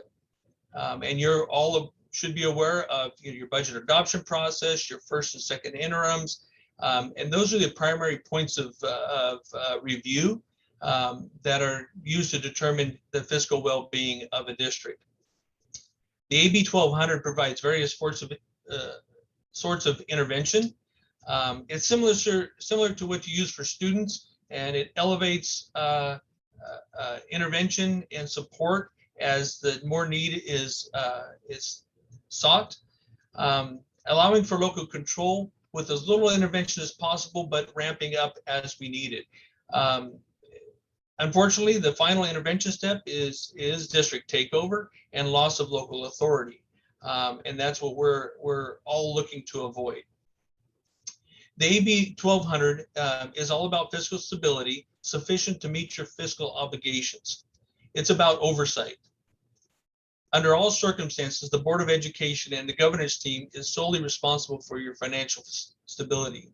The County Office of Education is there to provide oversight in that process. But the fiduciary responsibility ultimately falls on the district and the Board of Trustees.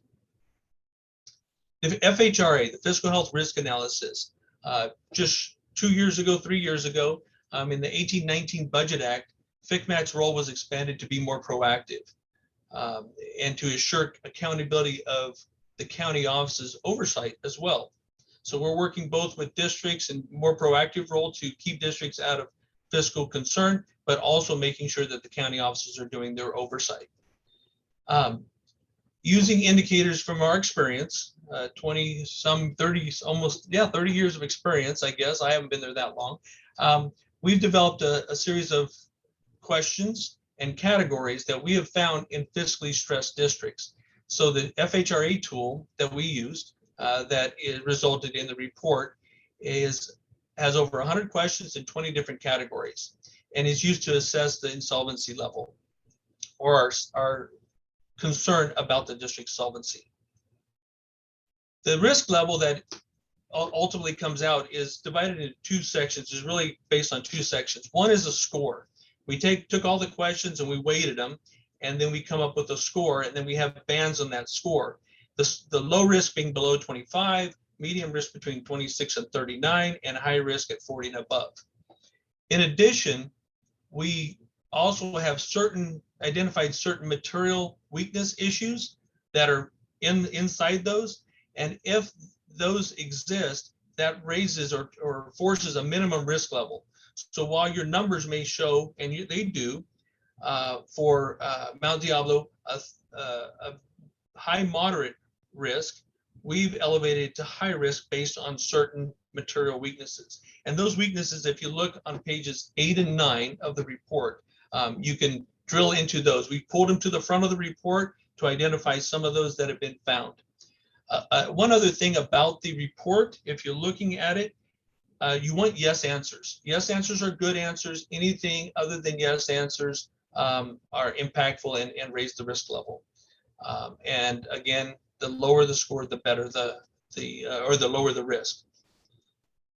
So the FCMAT engagement with this fiscal health risk analysis and the proactive engagement was triggered can be triggered under unapproved budget, a negative interim, 3+ qualified certifications, a change in certification. So if the district were to say they were positive at one of the interims and the county office were to turn around and say, no, you're not positive, you are qualified or negative, that would be a change of certification. And lastly, a determination of going concern or lack thereof. In accountant speak, a going concern is a good thing. The lack thereof is where there is concern. So where are we at with Mount Diablo? As you're aware, Mount Diablo certified as qualified since the second interim of the year 2019-20. So with that, there are 3 consecutive interims certified as qualified with the second interim of 2020-21, and that triggered our engagement.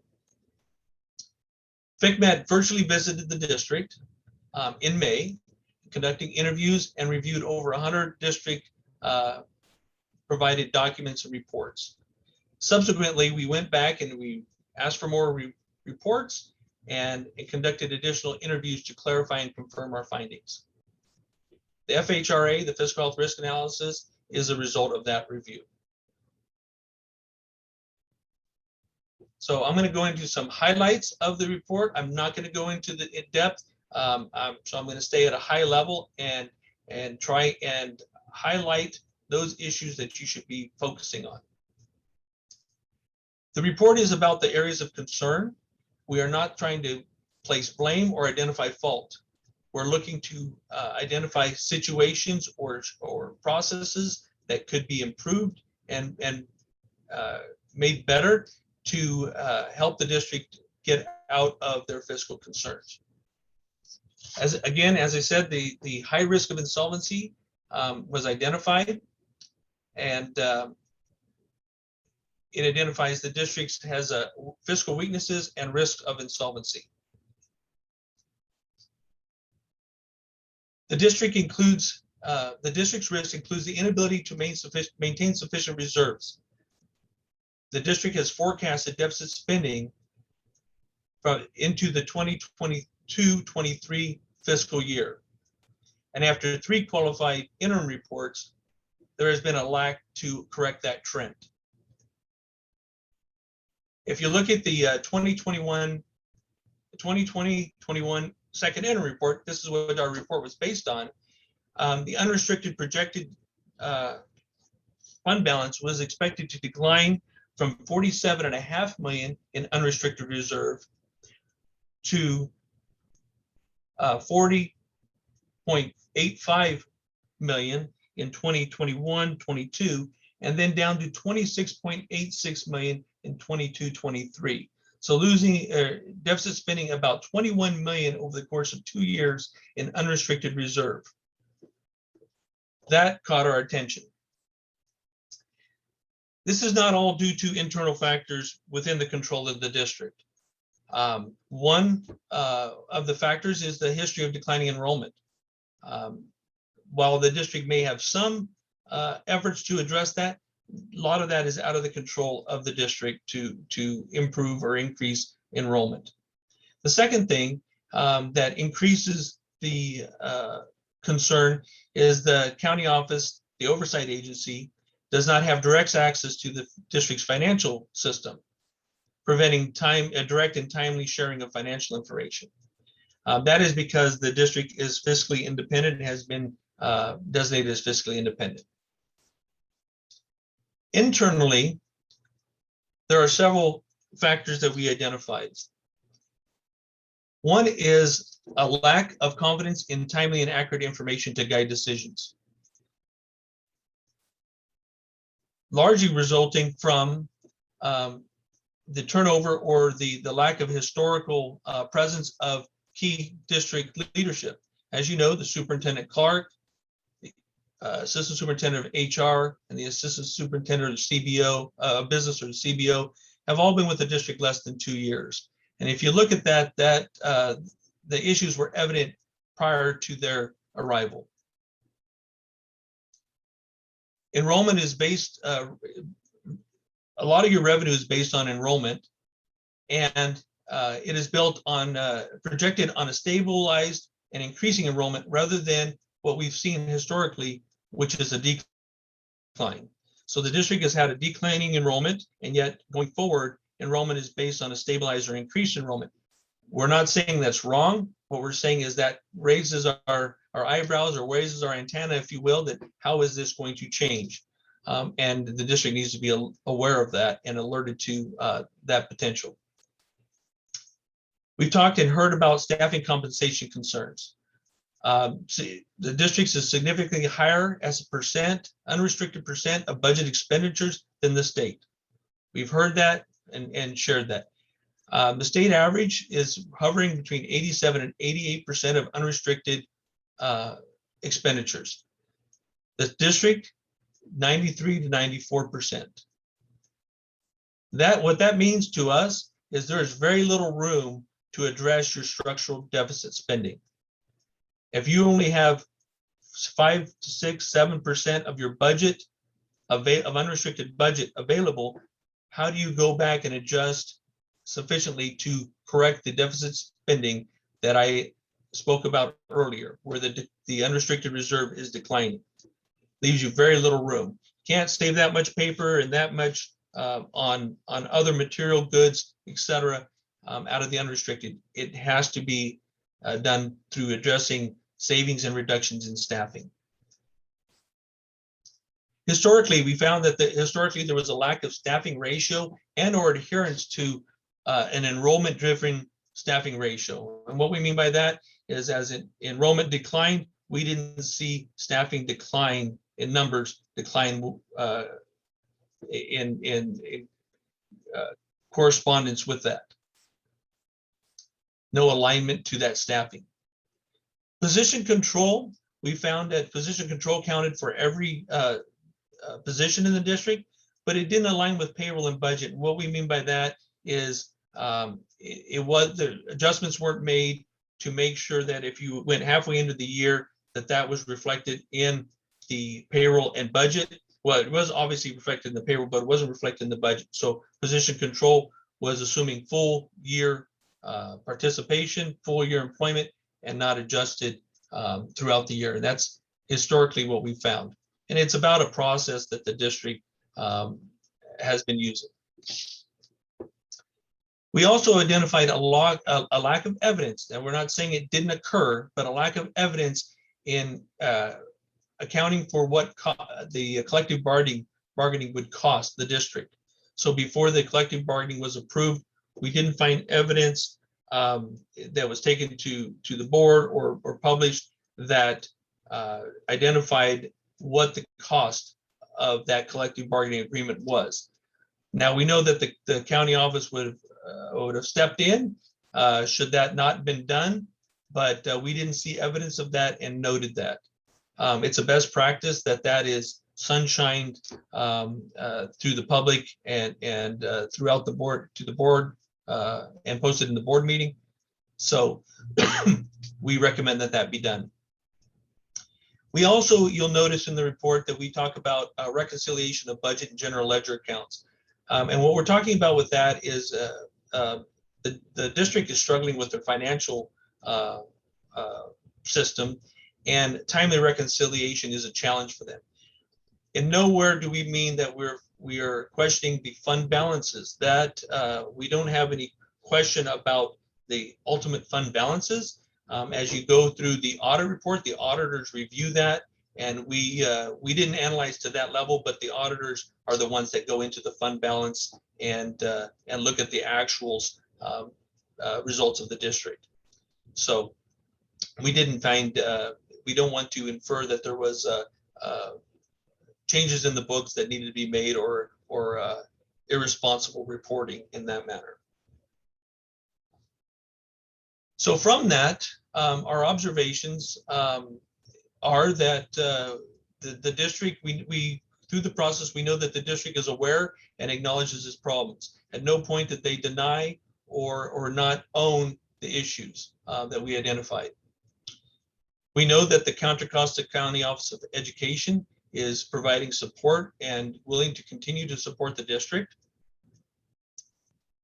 The risk score of 39.3%, while it falls into the high level of the moderate risk range, we have identified it as a high risk for insolvency due to several of the issues that we identified. And just a brief note on those is the lack of, after 3 consecutive qualifieds, the lack of having a plan to address the structural deficit.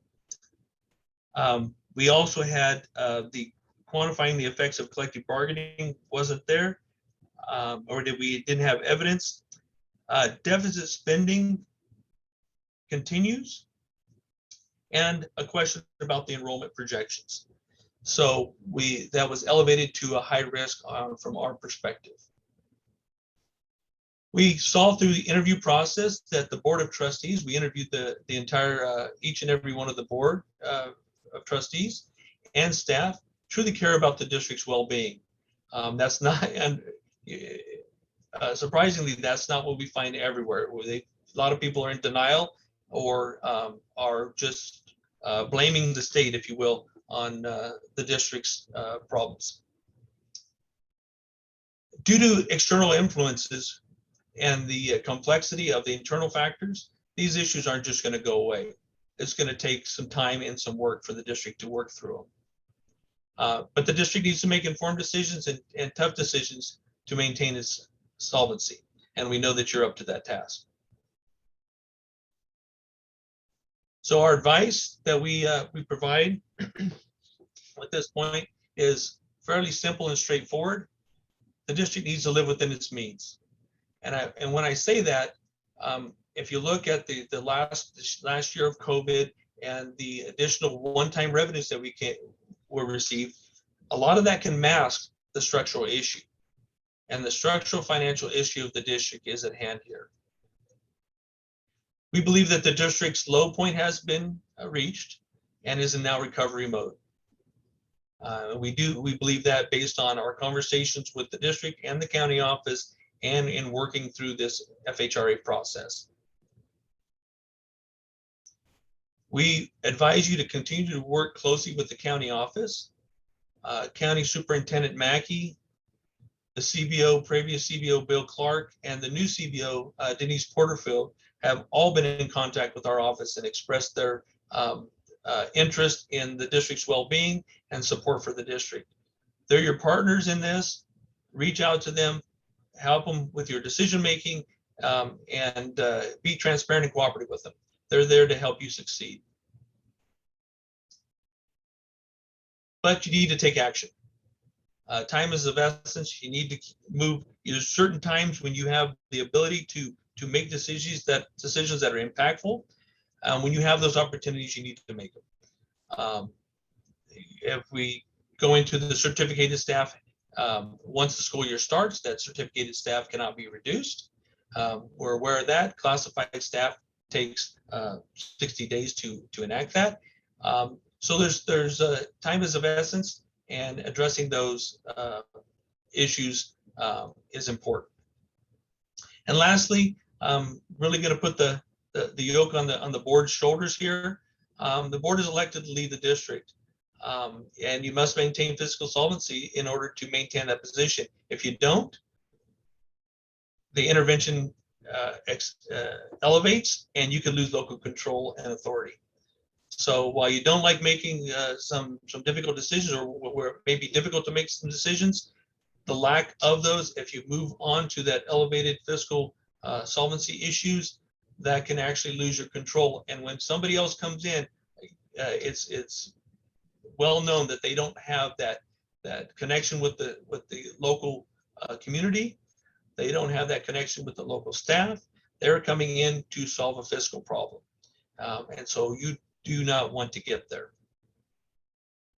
And with that, that's my overview of the fiscal health risk analysis, and I'll open it for questions of me, should you have it. All right, thank you very much, Mr. Von Flew. And I want to first congratulate and thank Dr. Clark and the whole team, as well as our whole board, for being straightforward and willing and taking the initiative to bring FCMAT out here and to fully participate in this process. I think we are all fully on board and understand our fiduciary responsibilities here. And what we have needed is some specific data and specific actions, from a reputable source such as FCMAT to be able to help us manage this in the best way possible using best practices. So I know it's not easy to do. It's not a popular thing for a superintendent to bring these issues into the light, but it is what it takes for us to be able to make the right decisions and take the right actions moving forward. So just wanted to start off with that. With that, I would like to open it up to questions from fellow trustees. I have a question. I have a couple of comments. I wasn't really shocked or surprised by any of the findings. They pretty much aligned with what I feel. And this has nothing to do with Dr. Clark because he wasn't here, but a little frustrated as a board member that for 2 years we made cuts in staff that were not realized. For whatever reasons, all those reductions didn't happen. So I really appreciate FCMAT pointing out that we need accurate data and that those cuts need to be realized. You can't just, for us to vote and then at the end of the year, the cuts aren't made. It really makes it difficult for us to be fiscally responsible. So I appreciate having those pointed out. I was a little disappointed that there were so many instances where we were not able to provide complete documentation to FCMAT. So I think we definitely need to work on that. And as I've said repeatedly, I have no problem making the cuts that we need to make, but we need to have the accurate information and we need to know that those cuts are actually going to be realized. So thank you for your time. Thank you, Vice President Mason. And I think that's a really good point, that's part of what we can see in this report is the systems that we need to make sure are aligned and in place to make sure that we're getting accurate data. Not only do you make a cut at the board level to our budget, but then that needs to be realized through position control, through HR, through fiscal, and those systems need to talk to each other. And that's one of the big pieces that we saw there as well, is with the software and systems in place and not necessarily those talking to each other properly. So there's some upgrades that we can do really deep in the logistics here that are going to help us in the long term. And so I really appreciate that coming out in the report so that it's a very specific action that we can work on going forward. Other comments and questions, trustees? Trustee Mayo. I have a question around the comment that the County Office of Education has a different financial system than the Mount Diablo School District does. And it was indicated that it's important for the county office to be able to view and access our information on a continual basis.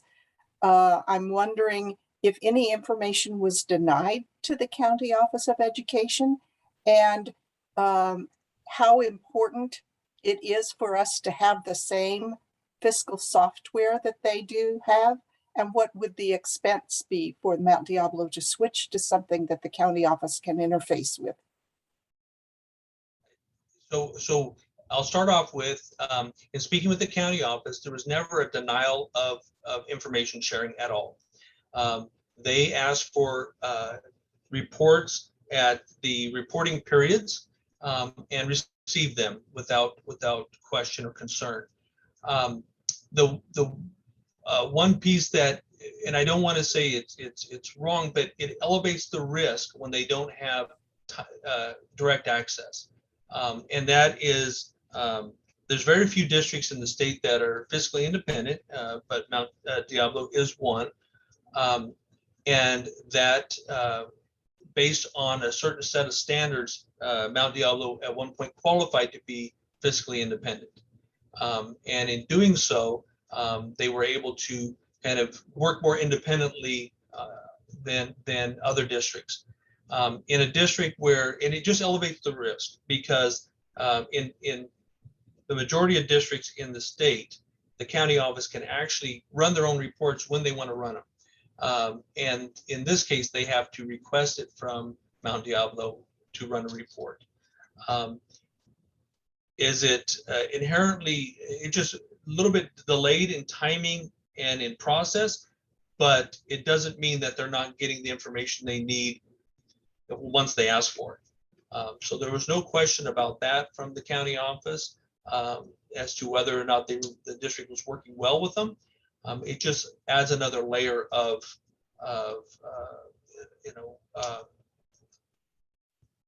hesitation or delay in getting the information.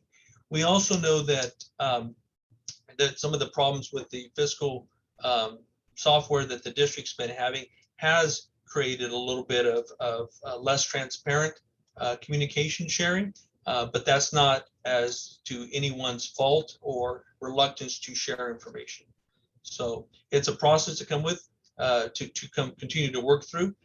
As to cost, changing software is a huge undertaking, an expensive undertaking. I don't have the latest costs of that kind of a move, but we do know that it's a huge undertaking should the district decide to go that way. Actually, I can respond to the question about cost, because we did take a look at that a year ago when we were evaluating the direction of where we really wanted to go. The county office, as well as the rest of the county, is all on the Munis system, and it was going to be an upgrade of about $1.5 million. And what happens when you're changing out, you're moving from one system to another, you're basically running two systems simultaneously for about 1.5 years, and you've got to bring on, at least in our case, additional staff to be able to manage that colossal transition. I don't know, John, if you've been through that before, or Dr. Clark, if you've been through that before, but I've repeatedly been informed from a number of people that have gone through it, because I did interview a number of people last year, that it's exceptionally stressful on a system. And it just felt like a year ago, our system was so incredibly stressed already that trying to add another fiscal system in was going to be extremely difficult. I have worked with it from a county office perspective, had a district that we were overseeing that had changed in their financial system. And it was a tremendous undertaking, when you talk about $1.5 million, it would probably cost you that much in employee, staff, and consultant time in addition to that, just to make sure that things aligned and tied together neatly as you processed and transitioned. So it's a tremendous undertaking. With the timing of this, you really have to have a stable business office and administration. What I mean by that is, it's not something to take on when you first walk into the door of the district. You need to understand how the district works. You need to understand the capabilities of your staff. You need to have a solid working staff before you try and take on a transition like that. So if the district were to move in that direction, they would need to make sure that their business office was very stable, The district was very, staffing was very stable so that they could manage that process. So in this report, is FICMAT recommending that even though there's a very high cost and very challenging process, that that we should change to the same system as the county because of the benefits that ultimately will be realized from that? Our recommendation is that you have a stable and secure financial platform that you can rely on to give you good information. A lot of districts don't like the county office financial system because each system has its pros and cons. And so there was likely a reason why Mount Diablo went to their current system. I know that there's been some problems with the system. I don't know if it's easier to fix the current system or transition to a new one. If the issue was solely being on the same system as the county office and everything else was working perfectly, I would not say that would be worth the cost just for that. However, there's an advantage to having the same system and support and working with each other, one another, and maintenance of the system, et cetera, can be shared by more than one entity. And we are the only one in this county that's not on that system. Is that correct? That is correct. And I don't know if this helps the board at all process this information, but I did just get a message that the county office just did contract with someone within the last month or so who can be a liaison, who understands our business system, PowerSchool, otherwise known as Business Plus, and would be able to play that role between the county office and Mount Diablo Unified. Okay. Thank you. Other questions, trustees, or comments?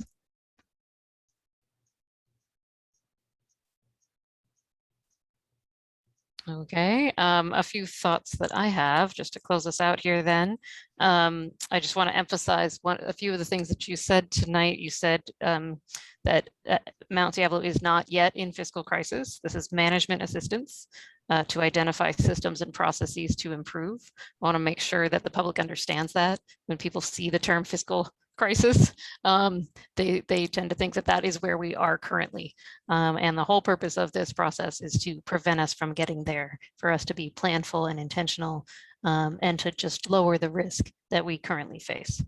So then in terms of action steps, you had some very key pieces of advice and that are in the report here as well, including presenting a plan to the board to reduce deficit spending, the need to identify the cost of bargaining and sunshine that to the public when we're making decisions around bargaining.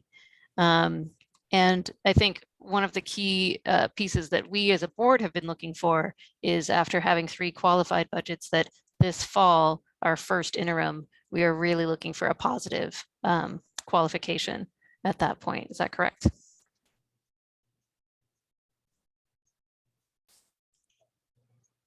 I don't know if you're on mute.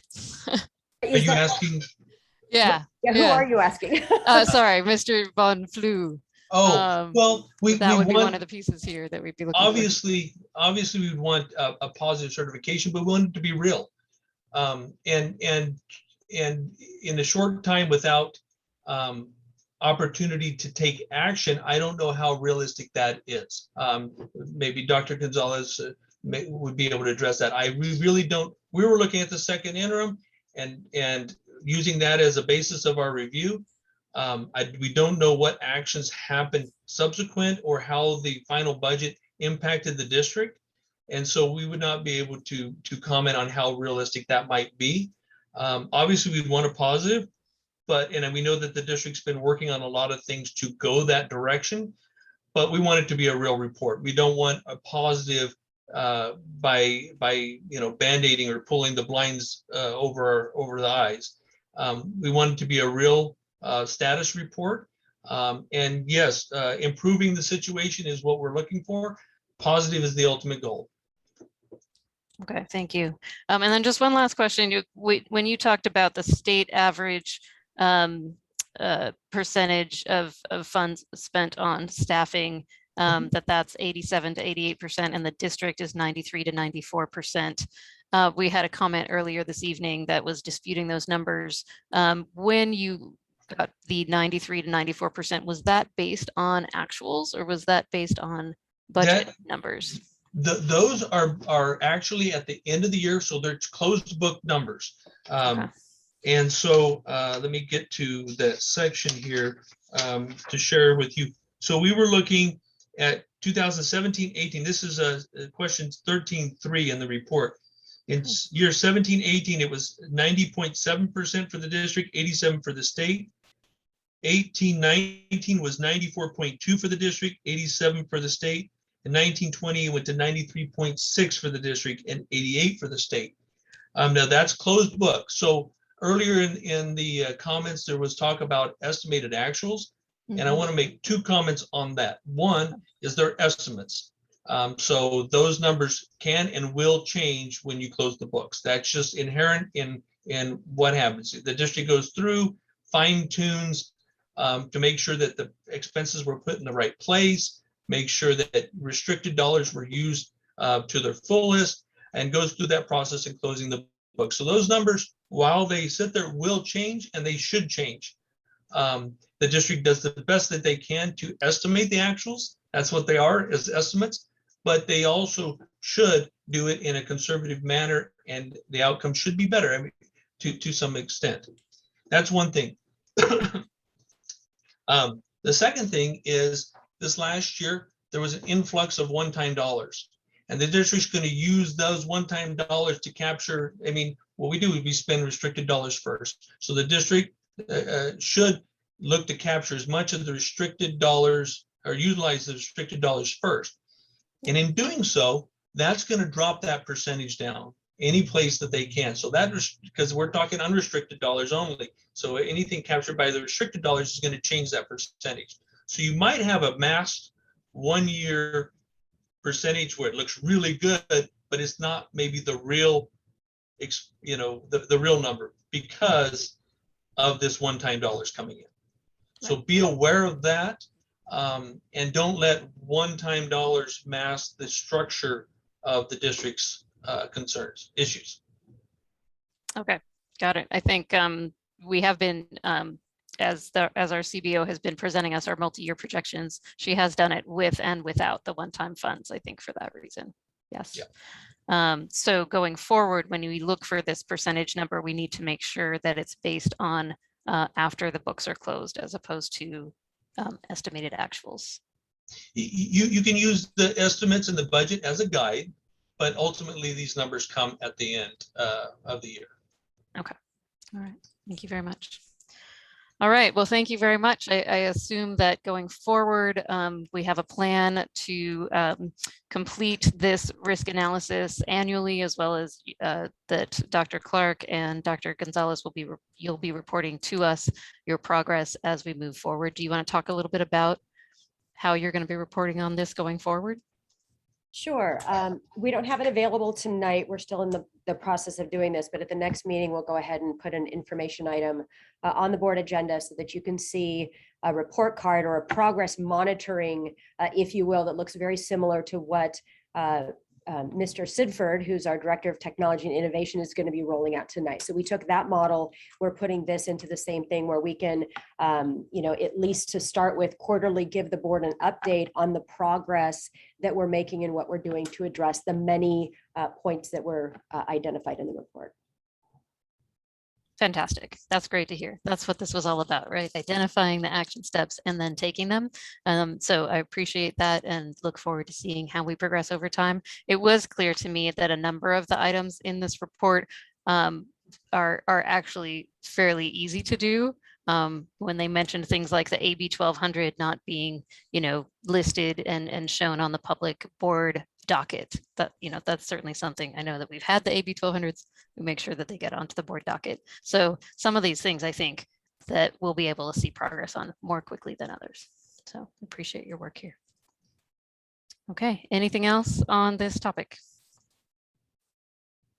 I just want to say thank you to the district for the cooperation and commend them for the transparency.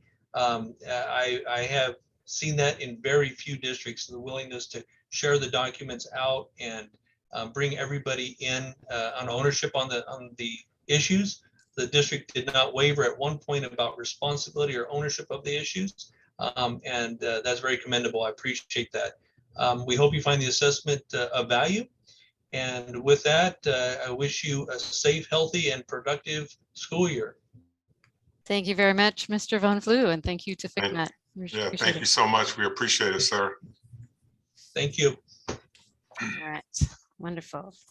Okay, so with that, we will move along. Our board member reports have been moved to the end of the agenda, so we will get to those at the end. So that moves us into our superintendent's report. So take it away, Dr. Clark.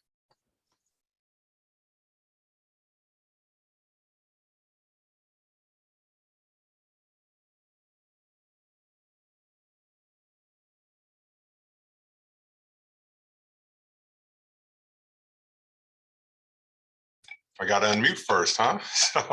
So anyway, I'm just anyway, I got to follow that report. That's tough. But you know what? Fiscal solvency is a priority, and I'm not going to waver on my commitment to this board and to this district on making sure that we're fiscal solvent. So I'll continue to work extremely hard on on getting this district to where we need to be financially and making sure that we have systems in place throughout our organization to sustain our fiscal stability so that we can better serve our students and better serve our employees, which in turn will serve our community. So I'm 100% committed to that process. So with that, let me, I have a presentation. I just gotta catch myself because I'm so excited about tomorrow. I think, I think Mr. Sheehy shared it earlier, just that those butterflies you get in your stomach the night before school starts, wanting to be at a school site and welcome students and teachers and faculty onto our campuses. I'm just, beyond thrilled about the possibility that tomorrow brings. So I have some slides and I will talk through them, but at the end, please, trustees, if you have questions or want me to clarify anything or give any additional information, please jot down your notes as I go through this, okay? So let me share my screen. Beginning. Can you see that? All right, so let me make sure. All right, so I want to just officially welcome back everybody to the 21-22 academic school year. I want to, I'm so thrilled to have our students returning to campus. I'm just flashing back to a year ago when that was not possible. And, I listened for an entire year how much our students miss campus and how, they wanted to be around their friends and be with their teachers and be with staff. And so I just want to welcome back everyone. I'm not even going to start the list of people because I'm sure I will leave people off of that. And so please, everyone, welcome back. I just want to briefly some important dates. First student day, we have Labor Day right around the corner. First quarter will be here before we know it. In-service day into the first trimester for elementary students in November. Then before we know it, we'll be in school recess right around Thanksgiving. So just want to highlight those. Unfortunately, I got to talk about COVID. It seems as if I can't remember a meeting when I didn't talk about it. But in talking about it, I know that things are so divided and so polarized, and so I just want to ensure just these basic foundational beliefs that we want all students and families and staff to be safe. We know everyone has been impacted, right, by this pandemic, everyone. So can't even list them all, but everyone has felt it. And safety is our top priority. And I want to acknowledge that people are stressed now, right? We're stressed about everything. So when people are stressed, that's when you get, rude comments, you get people talking over one another, you get rash decisions being made, and things of that nature. And we just want to just respect one another. So it's okay to disagree. I disagree with people all the time, but I'm always respectful, and I want to continue to model that. So anyway, just a acknowledgement of just how much of a stressful time we all are going through. I always want to, direct folks to our website, and on our website we have a plethora of information. Highlighted here is our back to school FAQ, which was an FAQ that we put together that really does answer many of the questions that have been coming up. Now, it may not be the answers that individuals want, but the answers are there. And we do have a COVID response page, and also a news tab where updated information is shared regularly. So I just always want to always pull people back to our website. I just real quickly want to just review some of the things we did last year. I want to remind this board and those who are watching that we did have students back on our campuses last year. We had students back for hybrid in spring, and we also had a very, very successful summer.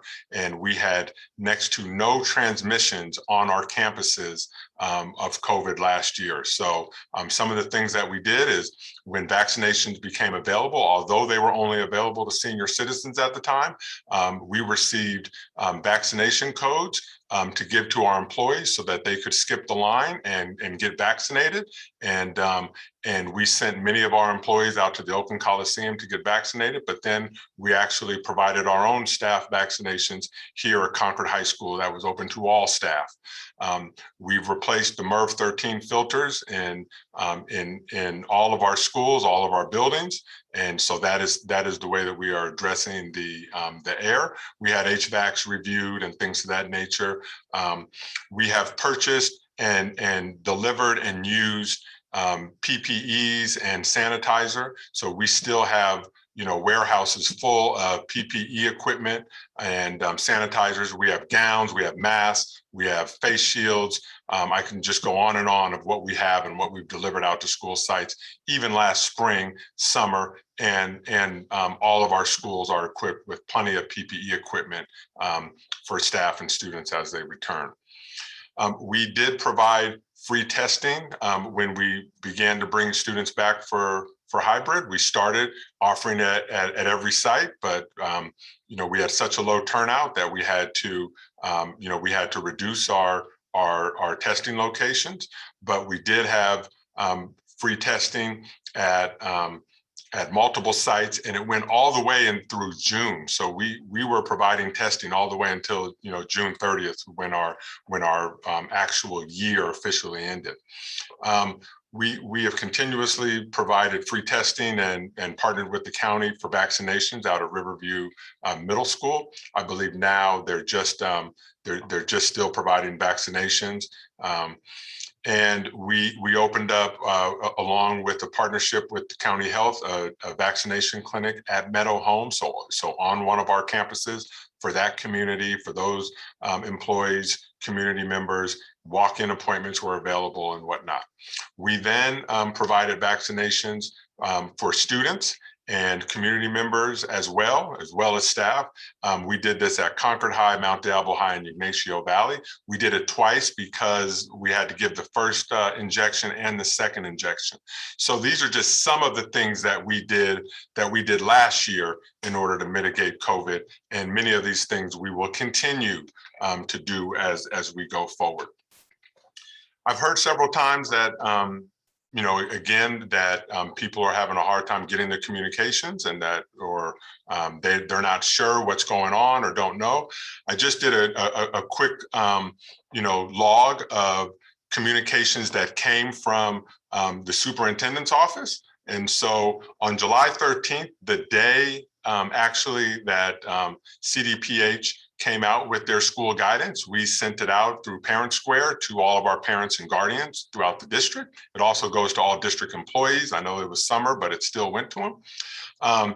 Independent study, I'm gonna talk in detail about independent study in a couple slides, but the independent study laws changed on July 15th, and on July 20th, we sent out a communication about that, about the options for independent study. On July 22nd, I sent out a superintendent letter to all families. Within that letter, I had links to the CDPH guidance. I let families know that school was starting, on August 12th, and let them know some basic protocols that we had and that they would be getting more information later. We gave a traffic update. On July 30th, we worked very hard to develop our own MDUSD FAQs. And again, this answered the questions about mask wearing, about social distancing, about testing, just questions that parents would have. We got this directly from interviewing administrators, looking at the California Department of Public Health guidance, and I then through the superintendent's office, we then sent that out to all families and parents, guardians of the Mount Diablo School District. So they got that back on July 30th, and all of these communications get posted immediately to the front page of our website. We then held a follow-up meeting to independent study on the 30th. We let them know about that. And then on August 7th, we shared out our first Friday letter, which was very informative. Not only was it a Friday letter, it also included the organizational update. And that went out on August 7th. On August 9th, we held an additional virtual parent meeting to talk about the start of school. That's what the meeting last night on August 9th, that's what the meeting was designed to do, to give parents tips on supporting their students in returning to school. And then also we sent out a notice yesterday identifying, as of now, the 3 COVID testing sites that we've set up. We have the time set up, with the contracts are in place. We're ready to start testing. We're ready to expand. We're ready to pull back. We just need to start school and see what the need is. But and these are just an example of the communications that came from the superintendent's office. I know out at the school sites, they're sending out additional communications to their families as well. So again, we can always do a better job at communicating, but to say that we haven't communicated, I just wanted to share this with the governing board. So as we go forward, I mean, these are our mitigation factors. Is masks are required for everybody, right? At first there was a debate, are they, some districts, are debating this issue. We're not debating it. We're following the guidance. Masks are required for everybody indoors. All staff, all students, all the time indoors. Very, very clear. If we follow that, that is the #1 mitigation strategy that we can do to fight this pandemic. Physical distancing, although students, through recommendation of the CDC and whatnot, students are permitted to sit next to each other in class wearing masks. And with the MERV 13 filters, we can do that. But when they're outside of the classroom and at lunch or wherever, they are, we are going to the best we can, do physical distancing. All of our principals have come up with plans on how they're going to allow students to eat outside, eat in different areas that in the past have been off limits. Students who are going to eat in the cafeteria, we'll bring them in waves. But, this is not something that the superintendent is going to dictate for each school, but our principals are well equipped to be able to do this at their school sites. Sanitation is still a very, very high priority for us, and so this, we have our sanitation guidelines posted. They are available for all to see. They're on our websites. We've emailed those out to all of our staff members, and I believe there was also an additional notice that was sent about our sanitation. Contact tracing is going to be critical as cases do come up. In what we have found in districts that have already opened, they do have positive cases, but next to all of these cases, already happened before individuals came back to school. So the practices that individuals are having over summer, whether they're traveling, whether they're getting together at parties or get-togethers or things, they're spreading the virus in those ways. They are not being spread at schools in the districts that have already opened up in Contra Costa County. Not saying that they won't have transmissions, but we're not seeing those. We're seeing pre-existing. I think we heard someone tonight say, you know, we have a couple of individuals who are unable to return to work. They haven't even been here yet, and they have COVID from previous infections. So we have the contact tracing, and we have quarantine, right? And all that is shared in the guidance that had been shared out with folks, but we will continue to share that information and our testing options, right? So again, contact tracing and testing, that has been a constant throughout this pandemic of ways to mitigate the transmission of COVID. And all of this is aligned with the recommendations coming out of the California Department of Public Health and also the Contra Costa County Health Department. This is a form. It's blurry now, but this is actually an internal document that I will share, to be transparent. I sent it out to the entire district, but this is what we use to do contact tracing with student close contacts. So again, this breaks down if you have 2 students who come into contact and one of them tests positive for COVID and they're both wearing masks, it tells you what to do. It tells us what happens if students come into contact and they're not wearing masks. It tells us what to do if students are displaying symptoms. And so I will post this on our website. The reason why it's not posted now is because I got this copy from California Department, or actually from Contra Costa Public Health last week. Monday, I got a new copy that they were still working on. So this stuff changes rapidly. So I want to be careful at what we put out there because it does change. And I want to make sure everyone has accurate, up-to-date information. And again, this is from our website. And so we list all of our cleaning protocols, all of the solutions we're using, the chemicals that we're using, how often things are being cleaned, things of that nature. So again, contact tracing, mask, sanitation, hand sanitation, all of those are what has always been in place to fight this pandemic. Our employee guidance, as we work to keep our employees safe, we're following all of the Cal OSHA requirements. So employee safety, leaves, like how do we account for leaves if a staff member tests positive for COVID or whatnot? And also, what are the responsibilities of the employee, and then what are the employer responsibilities as it comes to safety and the Cal OSHA requirements? And really, we're governed by Cal OSHA because we are an employer, and we do have so many employees in our district. We're following these guidelines, and of course, testing is also part of that Cal OSHA guidance. So I know that there's been some comments made about demanding that we mandate vaccinations for our faculty and staff. I just want to share the thinking in this. Our teachers were not required to report back until August 9th. So they just reported back Monday. I believe the week before, we sent a survey out to every employee in the district asking for emergency information, but also asking them to share vaccination status. So as I'm hearing people asking us to mandate vaccinations, and we are trying to establish trusting working relationships with our labor partners, but also we want to be respectful. We want to have high expectations of our staff. Our staff, they want to be safe, and they want students to be safe, and they want families to be safe. So these are numbers that we pulled today.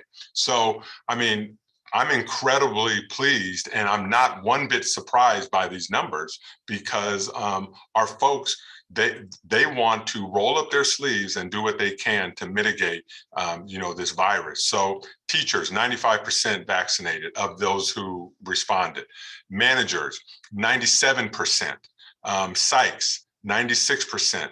Custodians, 94%. Clerical, secretarials, 93.5%.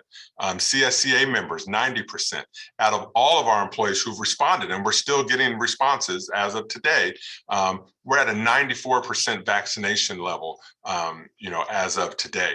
And and then everyone got the news today that the governor has now mandated vaccinations or regular testing.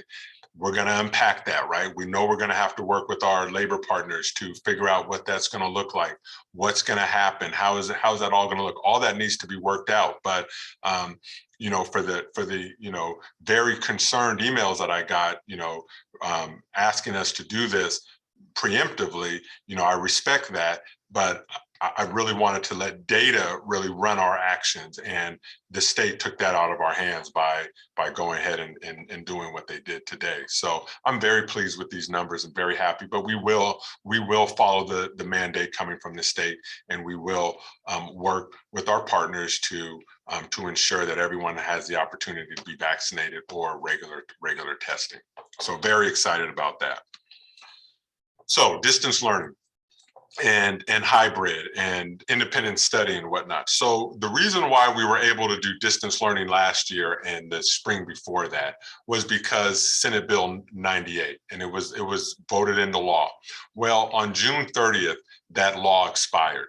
And so this last spring, we had visions of offering a very robust distance learning, opportunity for families and whatnot. And I shared it at a board meeting. We had staff working on it. We were trying to put it together. And then when this law expired, we were under the impression that the politicians would renew it or would re-up it. They did not.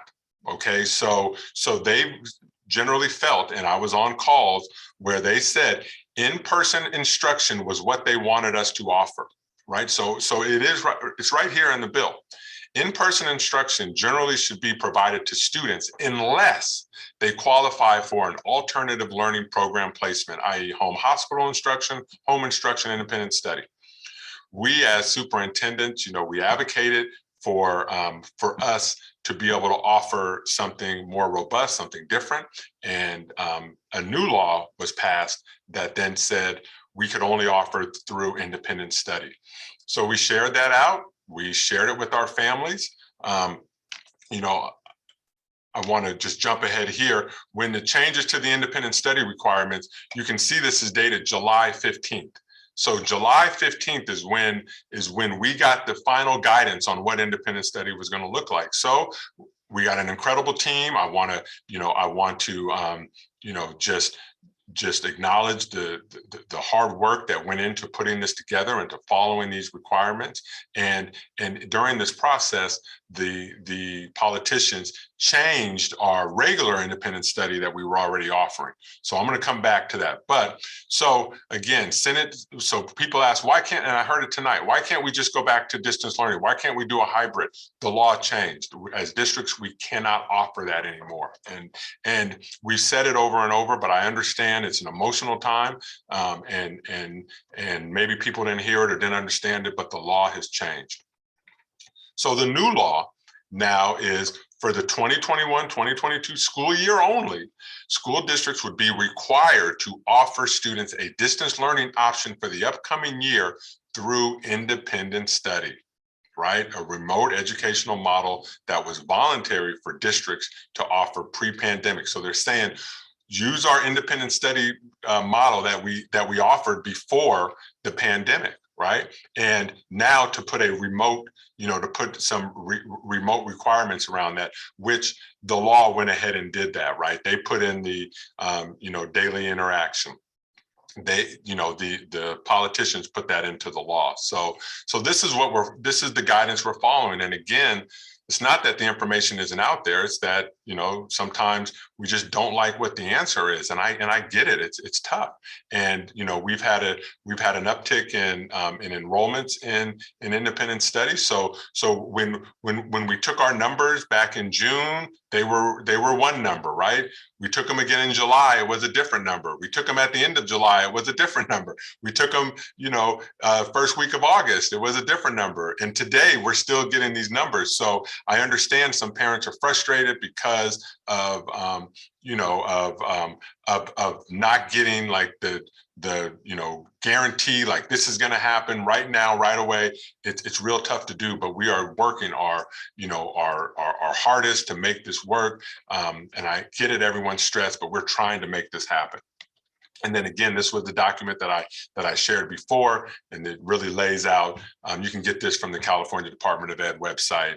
All you gotta do is Google, AB 130, and so much information will pop up. But the stuff changes with the pandemic, and we all know that. The guidance changes. The guidance has changed already just since July on so many different things, and we're trying to keep up with it all.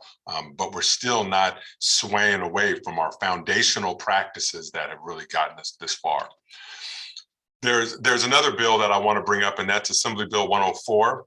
And this bill entitles parents of children with mostly failing grades in district or charter schools to request a discussion on repeating the previous year. So we've always had this in place, but now it's law that we have to meet with parents and talk to them if they want to retain their student, right? So other factors would come into place, but and we're currently doing this.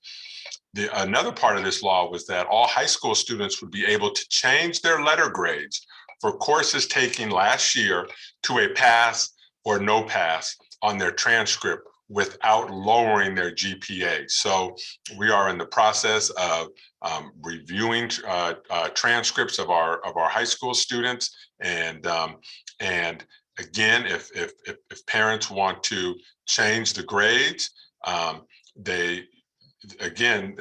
this could have effects in other ways. So mainly applications to colleges and whatnot. And so if you Google Assembly Bill 104, it also lists in California the colleges that accept pass, no pass, or pass, no pass, and also the colleges that don't accept that.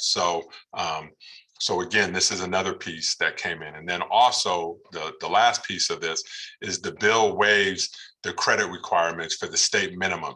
So our state minimum for graduation is approximately 130 credits. It's just your basics.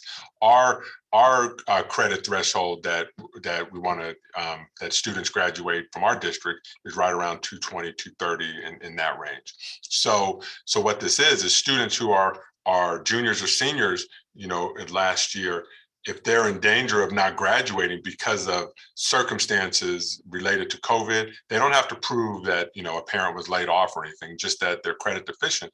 They have an opportunity to earn a diploma at the state minimum, but they just need to understand, and we need to counsel them that, NCAA eligibility, if they wanted to be a college athlete, and also admissions into colleges may be affected if they take this route. But our registrars and our counselors are going to be spending time talking with our seniors about this.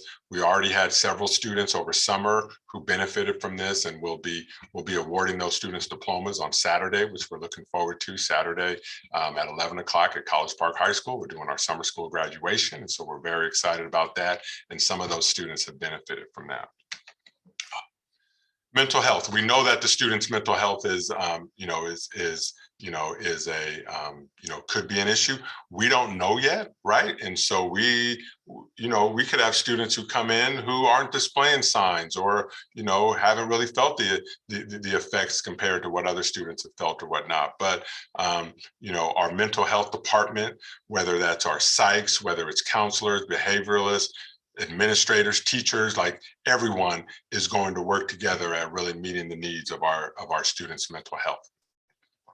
I kept my fingers crossed that those devastating wildfires up north would not affect our opening of school. And last week, we got really, really nervous as we had, our skies became a little bit,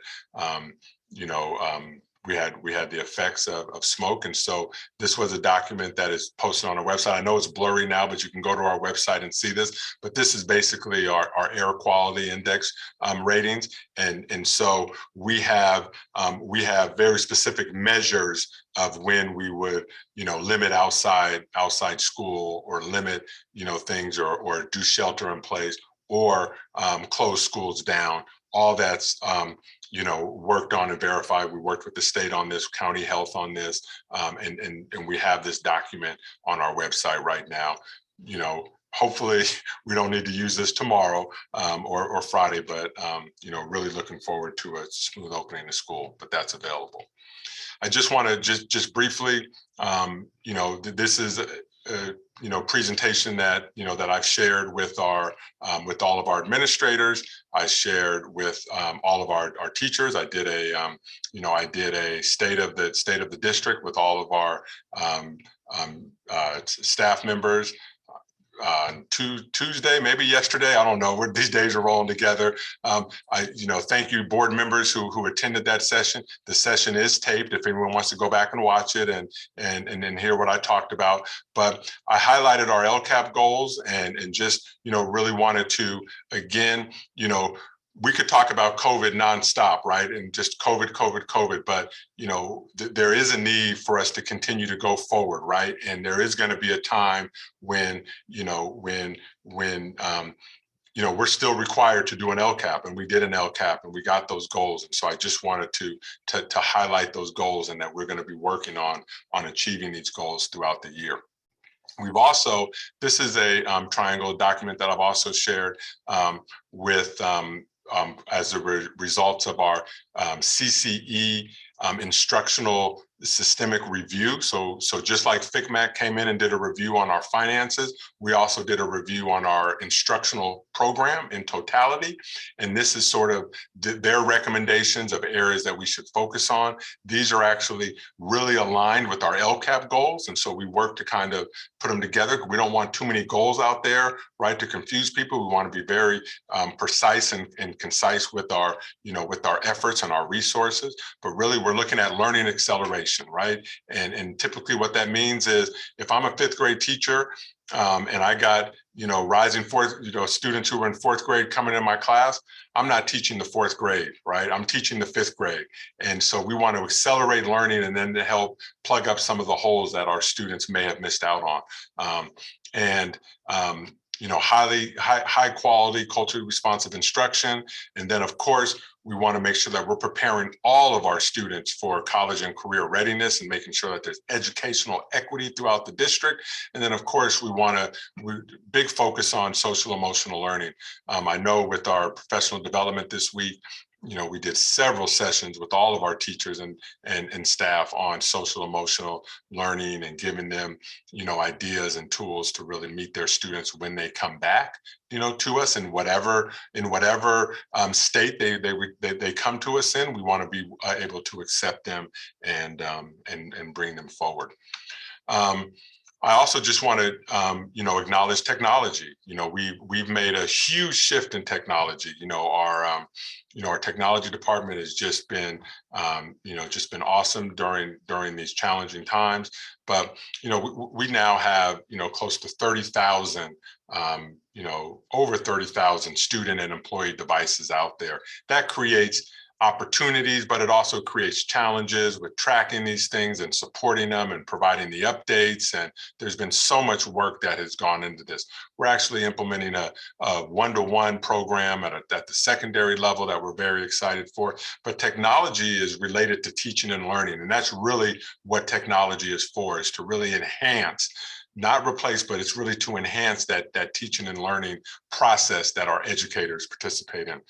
We know we have connectivity issues throughout our communities, right? So yeah, we offer hotspots, but hotspots are not the answer, right? You try that with 3 people all trying to get on broadband in the house on a hotspot, it's not going to work. So we're working with the cities and local government and the state to ways that we can really bring that connectivity throughout our communities.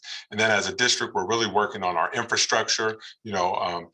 Fingers crossed when everyone comes back onto our campuses tomorrow and we start firing up devices and doing things and using the tech as we do, there's going to be some issues where it's dropped.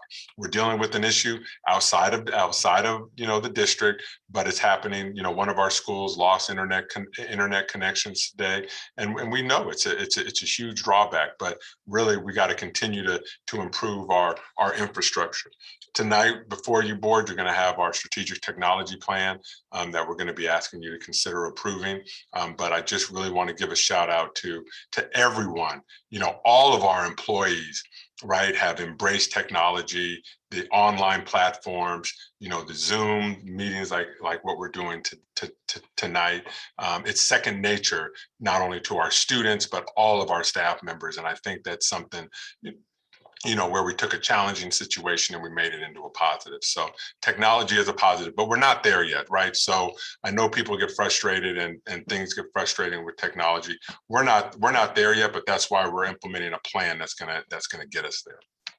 Lastly, I want to just real quickly just touch on my actions for the year. I'm going to continue to work with the governing board on really identifying what those student outcomes are, right? Our mission and vision of the district. And then working on the governance team. The school board holds me accountable to implement the mission and vision of the district, and to make sure that that they are, our board is accountable to their constituents. I'm accountable to the board, and so these are things I'm going to be working on. Fiscal resources. I have a long history working with FCMAC. I know about district finances. I know how they work. I think my first week on the job, I met with Dr. Gonzalez. When I found out that we were, had a different system than the county, I immediately, wanted to know why and how we could transition, and knowing the process and knowing where we were, it just wasn't, it wasn't feasible. Being transparent. All of these reports that I've mentioned, I've emailed them out to the entire districts, not hiding anything, being completely transparent with our process.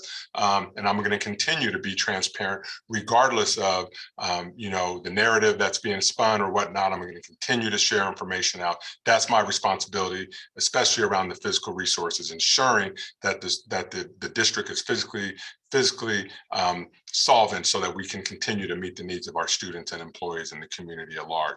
And then I am going to continue to focus on our academic programs and have high expectations for all students. I want all of our students to be successful academically, right? And I'm going to work extra hard to provide the support to make that happen. We have marvelous teachers, marvelous support staff, marvelous administrators who are committed to working with our students and ensuring that these things come forward.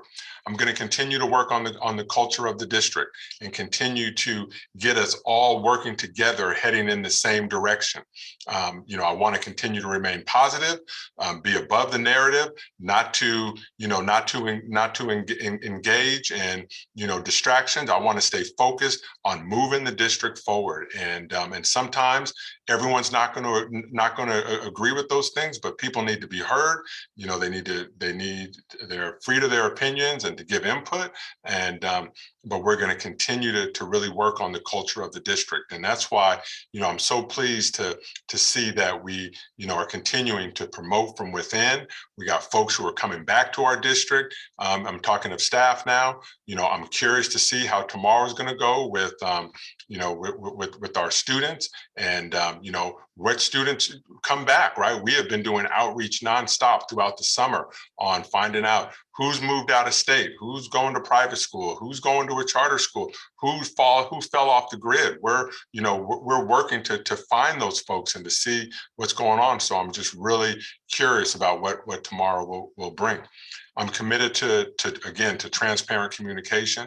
I think just showing what we have sent out, what we continue to send out as a district, shows our commitment to timely communication. But I also want to make sure that we're communicating up-to-date information in a timely fashion. So those are the things that you know, I will be working on this year, amongst other things, but just so excited to you know, to be in this position. I can't tell you how excited I am to you know, for tomorrow, for it to be the first day of school. I can't wait to get out to campuses, visit classrooms, see parents dropping their kids off.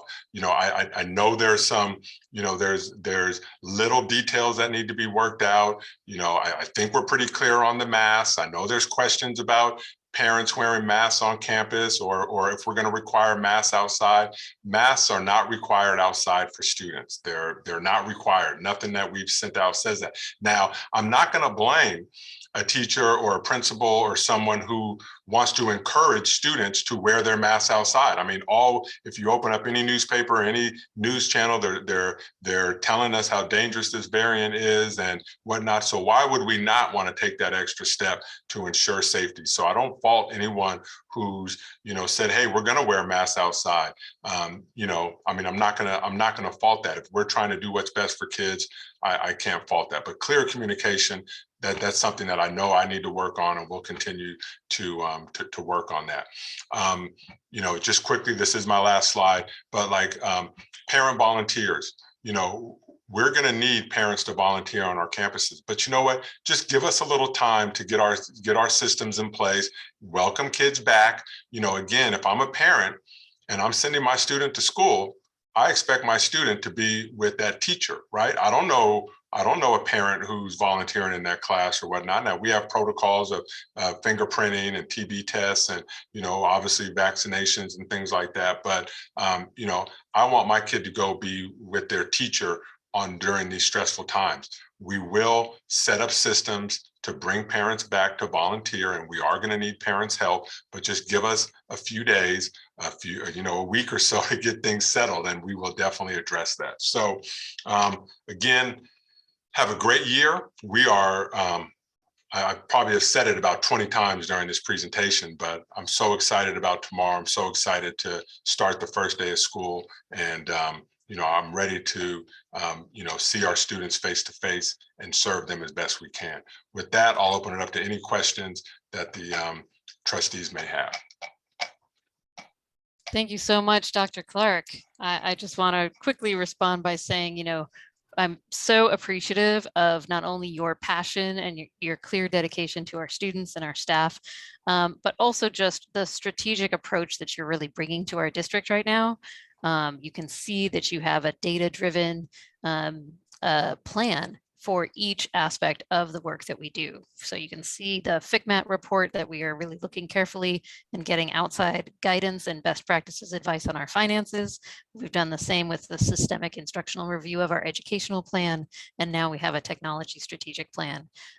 So I think all of these are, and being transparent with all of those with the whole community. So I just wanted to start by appreciating that you've continued to stay the course on all of those areas, while also dealing with the constantly changing guidance of COVID safety measures and independent study and all of the additional things that we deal with because of the pandemic. So with that, I just want to open it up to trustee comments and questions.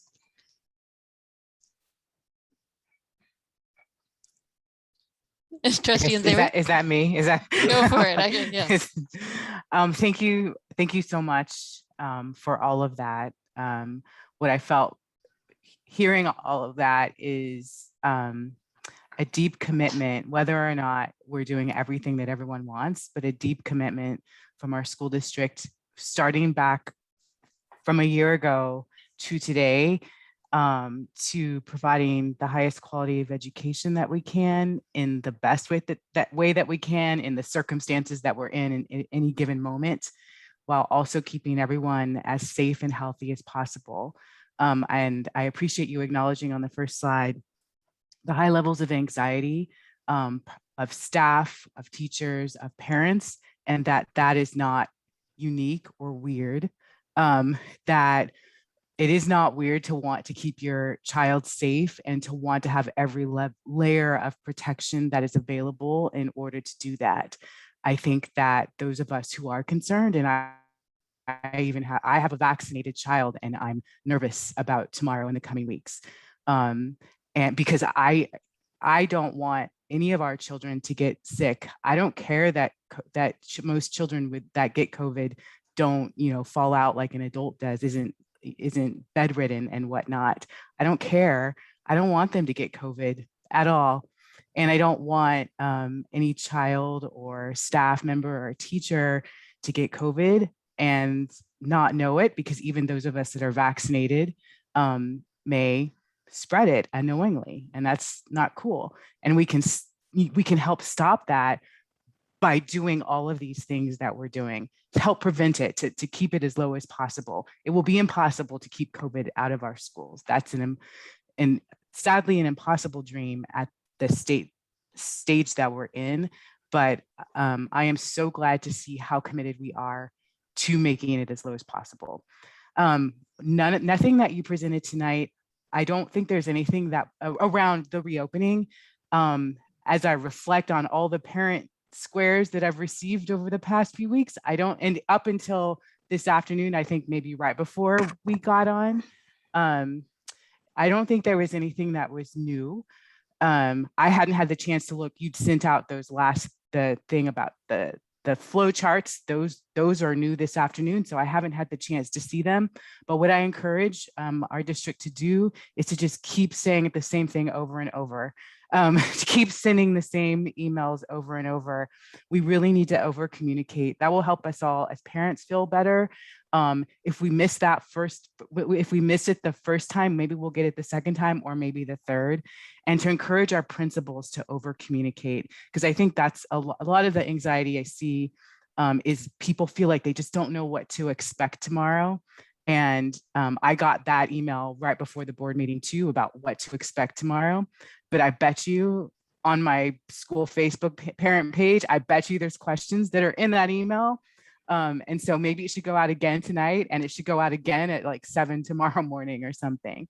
So we cannot communicate enough, even if we have to just repeat ourselves over and over and over again.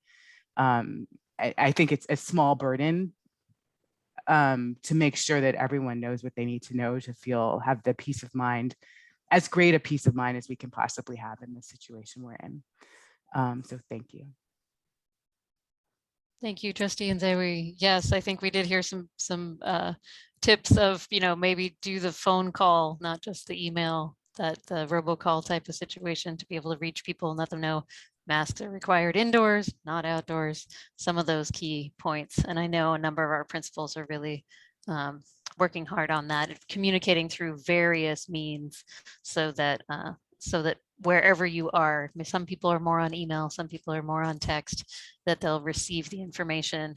And I want to just also thank our new public information officer, Teresa Harrington, for really getting not only the district news out through Parent Square, and up on the website, but also through all the various social media, that's really ramped up. So whether people are on Facebook or Twitter or Instagram or LinkedIn, there's been posts on all of those areas.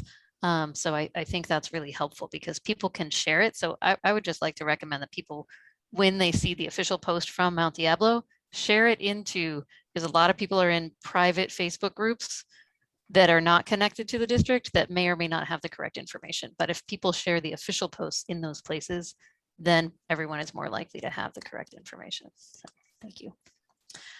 Any other trustee comments or questions? I would just echo, excuse me, a lot of what Trustee Nzewi said.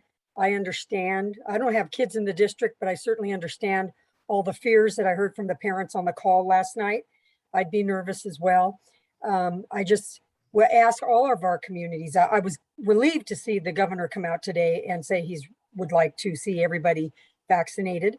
I personally cannot understand why anybody would hesitate to get vaccinated when they're dealing with kids that can't get vaccinated. And so I just encourage everyone to wear your mask. I've been fully vaccinated since March. I've never stopped wearing my mask, not because I'm concerned with myself, but I would not want to be the person to pass on this, especially now the Delta variant, to anyone, let alone a child. So I just encourage people that are with our young ones that aren't vaccinated to use every precaution. And I think, again, I agree with Trustee Zawi. We're not going to be able to keep it completely out of our schools. But if we do the things that we've been encouraged to do by Dr. Fauci and the CDE and the county, we can minimize the effect on our kids. And the parents that don't feel comfortable, I think the independent study is a good start for the year until they feel more comfortable. But I just wanted to let the parents know we hear their concerns, and we are all equally concerned as board members. Thank you, Vice President Mason. Yes, that's a very good point. I think a lot of the concerns we've been hearing were about, are our educators and staff vaccinated? And should we put the mandate in place? So repeating that again, the governor did announce today that all school staff are mandated to be vaccinated or go through rigorous testing. So that is in place so please continue to share that out, the CDPH announcement. I know the district has shared it out, that's out there as well. So we have heard those concerns, but there's no action for our board to take on that because it already is a statewide situation. But even aside from that, I think, Dr. Clark, your chart showing the over 90% vaccination rates that we have in the various employees was very helpful to see for people who are concerned out there. Any other trustee concerns, questions? Trustee McFerrin. I've been doing a tremendous amount of nodding, so I agree with a lot of the comments, and you can see me do that. But I do just want to just add that I'm so very glad that we have you, Ms. Harrington. I've really seen such a huge improvement in the communication, like the quality of communication, the frequency, and kind of where to find the information. So I just really appreciate that you're here with us. I also want to say that I was really excited to see that the vaccination rates and that we have such a high vaccination rate in all of our employee groups. I know I just got back to work at Las Lomas a week ago, and I was really glad to know. It makes me feel safe. I know what our vaccination rate is at my school site. It makes me feel safe. And that was something I was able to communicate to a parent of one of my sophomores that pulled me aside when he saw me on campus to ask how I feel, about the Delta variant and coming back to school. And so I just think that's really important information to have.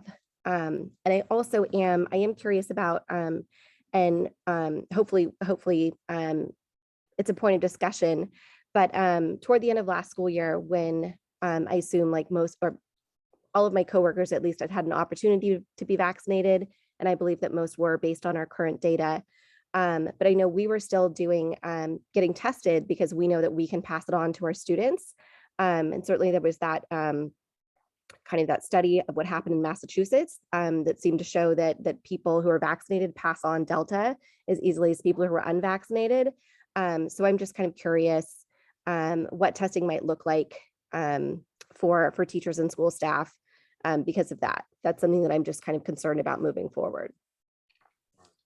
So yeah, so now it's voluntary. And so just as we continue to move forward on this, obviously, with the governor's announcement today, those who can't provide vaccination status are going to have to submit to testing. And so we're going to have to expand it in some other way. I just don't know exactly what that's going to look like at this particular moment.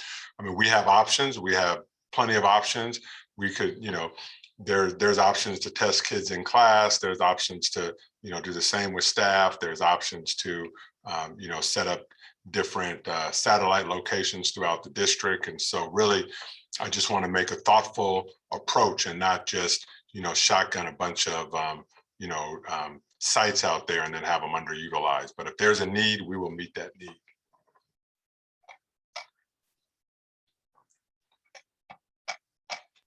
Great.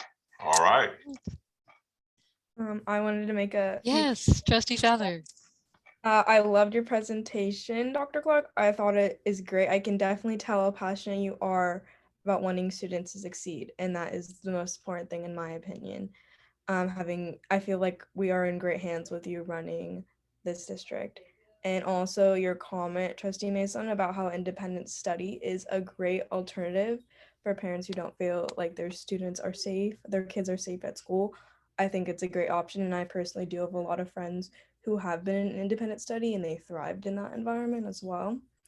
and as well as with communication, how everyone was discussing, I think Parent Square is a great way to communicate, as well as I check my emails a lot. I know most students don't, but Mr. Honey, my principal, did send emails about regarding what school would be looking like, I think a few days ago, and then we just followed up again.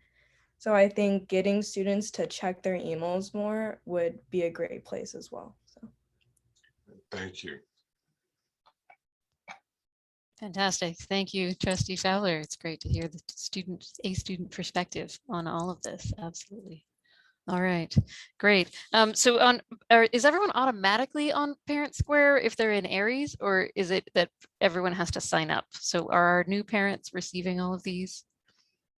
You have to opt in. You have to opt in, but again, school starts tomorrow, and we're going to be pushing it. So if you're not opted in on Parent Square, please opt in. Okay, right. And I love that Parent Square you can receive it as an email or a text, and also in any various language. So it's usually connected to the language that you've identified in registration on Aries. So that's a huge improvement for our district, because I know we have so many different home languages. So that's exciting. Okay. Any last comments, Trustee Mayo? Well, I just want to give a shout out to the site principals who've been working with their PFCs and PTAs and athletic boosters who've also been boosting out the information, because sometimes who knows what time of the night you're looking at your phone or a computer, or, it pops up somewhere. So the various means of communication and the coordination between our site administration and our parent groups is helping get the communication out. So look at those channels as well. And even seniors and friends of our district are receiving the communication through the parent groups. So thank you to the parent groups that are providing the information too. Thank you, Trustee Mayo. Oh, and I just remembered there was one other comment earlier tonight about outdoor classrooms. Like, are we utilizing the outdoors? Is there anything that you want to say about that, Dr. Clark? Because I know that there were some huge outdoor initiatives that we went through this spring that I believe are still available, correct? Yep, and again, I mean, these are individual site programs, and every site is different, and different sites have different setups. But I know that our parent foundation, Mount Diablo Parent Foundation, did purchase some materials for students to be able to meet outside. Teachers can bring their students outside. We do have some schools that is much more easily accessible than others, but definitely going outside and doing those things are all things that they utilized over summer and they utilized over the spring, and I'm sure they will continue to utilize those throughout the fall. So yeah, so that is available, and again, just all the sites are so different that it's hard just to quantify that right here. Right, yes, but I've definitely seen our school gardens at a number of sites, and even as you said, just the supplies, it's pretty simple in some cases. You can take a bucket and a clipboard and everybody has a seat and a place to write with paper that's not going to fly away. I've seen some really great use of the outdoors across many of our schools. So just for people to be aware of that. My opening slide had the picture of the kids holding hands in the garden, and that came from some work that had been done in one of our gardens. So I wanted to highlight that. So yes, fantastic. Yes, and I know our Riverview Middle School garden has just gone through a big upgrade as well, right, Trustee Mason? Yeah. Fantastic. Okay, right. Great. Anything else, Dr. Clark? Okay. Great. All right. Well, thank you so much, everyone. I think that was a lot of great information, and people know other places to go for information beyond watching our board meeting, which is really fantastic for everyone to be sharing out. Okay. All right. So that moves us to our consent agenda, item 15.0. 15.1 is approval of items listed under consent agenda. And these are considered routine and will be approved or adopted in a single motion.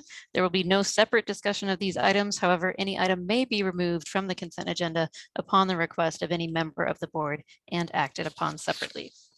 So trustees, are there any items that you would like to pull for a separate discussion from our consent agenda?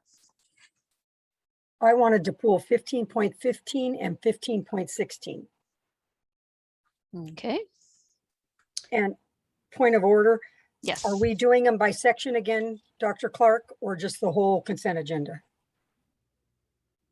I think you're on mute, Dr. Clark. Yeah, just the whole consent agenda. We're just doing that just for organizational purposes so that so the trustees can have better access to it, but we'll just do it all at once. Okay. Yeah, I appreciate that organization. It helps people find things on the consent agenda. Any other items to pull? And I would like to pull item 15.5. 15.5. Okay. All right. So people would like to pull 15.5, 15.15, and 15.16. Any others? Do we have a motion to pass the consent agenda? Madam President, I move the board adopt the consent agenda with the exception of 15.5, 15.15, and 15.16, which will be reviewed separately. I'll second that. All right, thank you. Motion by trustee Mayo, second by trustee Mason. There's no discussion on this one. All right, so we'll take that to a vote. Trustee Fowler. Yes. Trustee Mayo. Yes. Trustee Mason. Yes. Trustee Nzewi. Yes. Trustee McFerrin. Yes. I also vote yes. Motion passes 5-0 with concurrence from our student board member. Okay, so that takes us to the pulled items. We'll start with item 15.5 and I will give that to you, Trustee Fowler. I just wanted to say that the representative from Schoolyard Rap, he actually came to one of our Black Student Union meetings and he was great. He had so much energy. It was amazing. He showed a lot of examples and I feel like it's just a great company to keep kids engaged, especially because a lot of people are like, oh, history, like, oh, so boring. They already think of that right when they say history. But in the in the videos and examples he was showing, it kept me so engaged. And it was stuff I learned in 5th grade. So I thought it was amazing. And so I move to approve the Schoolyard Rap homeschool history subscription and training. Thank you, Trustee Fowler. Second. All right, motion by Trustee Fowler and second by Trustee Mayo. Any further discussion? I'm glad to hear Fowler's, what is that called? Recommendation or like endorsement of it. And my daughter got her school schedule last week and saw that US history is on it. And she's like, I'm like, dude, you know every word to Hamilton. You're gonna like do great at this. So if there's any way to make, to bring enjoyment to learning, I think is very cool. Hamilton is certainly another example of that. Absolutely. Yeah. How many people knew that piece of our history as well before? Right. All right, let's take that to a vote. Trustee Fowler. Yes. Trustee Mayo. Yes. Trustee Mason. Yes. Trustee Nzewi. Yes. Trustee McFerrin. Yes. I also vote yes. Motion passes 5-0 with concurrence from our student board member. Thank you very much. All right, item 15.15, Trustee Mason. Actually, my comment covers both of them. I don't know if anybody's listening from Concord High School, but I would really encourage them when they're going on field trips to follow the protocols that we have in place for wearing a mask, social distancing, and whatever the most restrictive. If it's more restrictive in the community they're going to, follow that one. If ours is more restrictive, follow ours. But just want to remind people when you're going on field trips and buses and hotels, you still want to be cautious. That was all I wanted to comment on. So having said that, I would make a motion, we approve 15.15 for the Concord High School varsity girls water polo team to go to Rockland. Second. All right, motion by Trustee Mason, second by Trustee Mayo, and I saw a lot of nods in the room, so I think there's a lot of agreement on that point. So we'll take that to a vote. Trustee Fowler. Yes. Trustee Mason. Yes. Trustee Mayo. Yes. Trustee McFerrin. Yes. Trustee Nzewi. Yes. I also vote yes. Motion passes 5-0 with concurrence from our student board member. Trustee Mason, do you want to take 15, 16? Yep. I would move we approve for Concord High School varsity boys water polo team to go to Loomis, California on October 1st and 2nd. Second. Okay, motion by trustee Mason, second by trustee Mayo. Any discussion? Take that to a vote. Trustee Fowler, Yes. trustee Mason, Yes. trustee Mayo, Yes. trustee McFerrin, Yes. trustee Nzewi. Yes. I also vote yes. Motion passes 5-0 with concurrence from our student board member. All right, thank you very much, everyone. That concludes our consent items. Moving on to item 18.0, business and action items. 18.1 is review and potential approval of the district's strategic technology plan 2021-31. Dr. Clark. Yes, so I'm gonna have Mr. Sidford take over, but I just want to acknowledge that I want this gentleman to get a good night's sleep tonight, because those technology tickets are going to be, it's kind of like, you know, those old stock market things, you know, they're just going. So he's gonna definitely lose a little bit more hair tomorrow, but I know that, you know, again, you talk about, you know, individuals' commitment to the work, and I know that, you know, we often talk about our teachers and office managers and stuff like that. I mean, the work that our technology department does is just fantastic, and they are truly working hard, and bringing this plan together, bringing this plan forward tonight just really encompasses a need, but then also puts a vision towards what it could be. And so just very excited, you know, for the work that his team is doing, and for his leadership in this department. So anyway, Mr. Sidford, take it away, please. Thank you, Dr. Clark. I appreciate that. I guess I do have a slight more amount of hair to lose still than you do, but my position is maybe not quite as stressful as yours. Maybe at this time of year it probably is, but thank you. I appreciate that gracious introduction. I'm here. I'm really happy to be here to present to you and ask for your approval as a board for the final version of the strategic technology plan. And I'm also going to just talk briefly about next steps in terms of our work with you as a board in terms of monitoring the progress of this plan, which I think is incredibly important and is actually represented in the plan. Do I need to share my screen for this, or, oh, no, thanks, Mario, I appreciate that. All righty, so next slide, please. So I've presented this slide to you before, but we're now further down the list, which is fantastic, almost to the very bottom item. So I won't go through all those items there. I'll keep it fairly brief tonight. But as you can see, we're here seeking your approval after a substantial amount of stakeholder input, the work of a fantastic team in creating this plan. And we are hoping to, well, I will say this, we have already begun implementing this plan, whether you approve it or not. And so that's where we are. So we would definitely appreciate your sort of stamp of approval tonight. Next slide, please. Once again, I wanted to thank the tremendous work of the Strategic Technology Plan Task Force.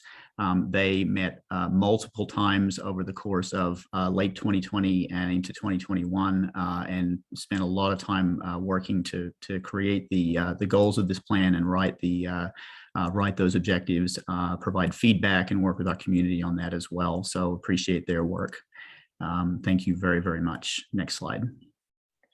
I wanted to just bring back a couple of things that I think are really important, and especially as we start the school year, 3 imperatives that we as a team determined really drive the work of this technology plan and the importance of technology in our district. I won't read those again. I've read those to you previously, but those things I think we need to keep coming back to as we think about the role of technology in the learning opportunities that our students engage in on a daily basis. Next slide. And the other thing I think is really important, and moving forward, I think this is a critical piece of the work that we need to be doing is, you know, we have an adopted graduate profile, what we want to see in graduates from our school district. And I won't go through those either, but I just wanted to bring that back to your attention because I think this is a critically important driver, especially as we launch into our one-to-one program. district-wide at our secondary schools, beginning at our secondary schools. And this is really an important lens through which I think we need to gauge success. And I'll be talking to you further about that as we update you on progress on the plan. All right, next slide. So action step 7.3.1. I'm kind of a numbers guy, so I apologize for that. But that action step in the plan specifically states that we're going to regularly communicate progress to you as a board and to the district through the district website and through communication with our families. And so that is driving the remainder of my presentation tonight. Which is really providing you with a document which through which we intend to communicate with you on a regular basis. So next slide, please. And this is obviously just a portion of this. We've provided this as an attachment to the board item, so members of the community can see that. Where we're at with this. We're also eager, of course, to have input from the board as we move forward on this. Again, this is just a single page of this document, and I'm not going to go through that tonight.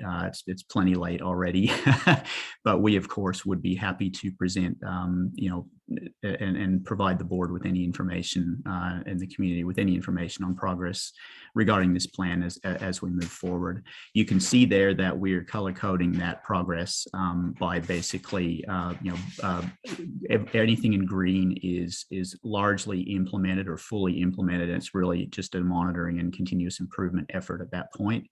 Anything in blue is that we're in progress in the implementation stage of that particular piece of work.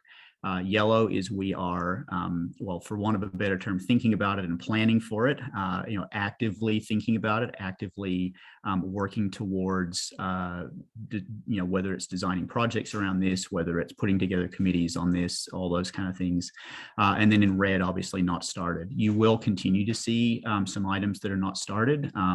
One of the realities of this plan is that a large number of the items here are not necessarily budget items, they're resource and personnel and community input items. And so, obviously we all know how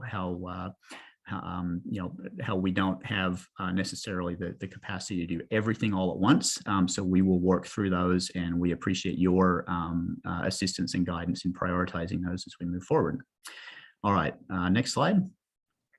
So we wanted to propose an update schedule to you. We feel like quarterly or three times a year probably is a good schedule, but we are certainly willing to, obviously adjust that as per your wishes as a board.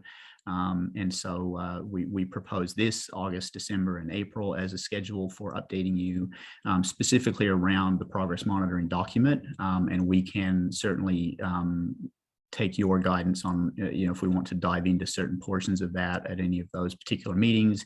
If you want a better lens on any of those, we're more than happy to prepare that with a little advance notice.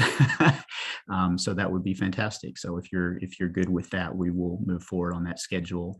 And last slide. Before I ask for your final approval, thank you.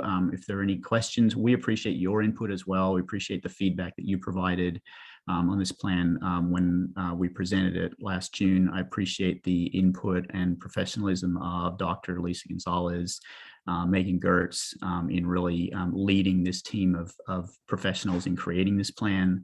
And I think it's really come out well. I think it's going to be a great platform for us to move forward as a district. And so I'd be happy to entertain any questions and ask for your approval to move forward and approve this plan as a fixture of the district. Thank you. All right, thanks so much, Mr. Sidford. Trustees, questions or comments? Trustee Mayo. I apologize, I didn't send this question earlier. First of all, I would like for you to share with our public where this document will be housed on the website so folks can find it. The other comment I would make is as you update the plan, I presume you're going to add the date on the front of the document or a footer so that folks know which version they're looking at, or perhaps even including the date that a cell turns green and so that we can see it in the progress in more than one location. We all love to look for the what positives we can see, and as the dates are earlier than later, we'll shout out a little bit more. Thank you. Thanks, Trustee Mayor. Yeah, allow me to respond to that. That's great. I think I will discuss with our PIO and Dr. Clark and Dr. Gonzalez where this would most appropriately be housed on the website, whether that's in the technology portion of the website, which has a page with assistance for parents specifically, but it may be more appropriate to have that on a little more front and center on the front page of the website. But we'll work to determine that. And then regarding, excuse me, I actually lost track of your second question. I apologize. Well, it was, how will you include dates as we yes. update the document?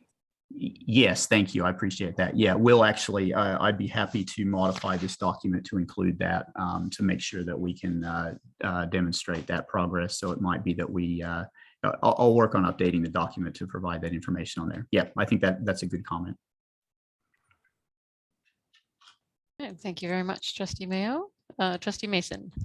As it's presented on the agenda, it says there's no cost applicable at this time. At some time in the future, is there going to be cost related to this?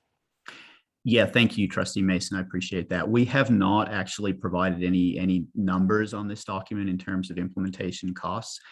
There's a couple of reasons for that. Probably the most important is a number of these things do have some projects tied to these. Measure J is an important one, and I think there's going to be some discussion further with the board on allocation of those funds into the future. And so I think that's important to keep in mind.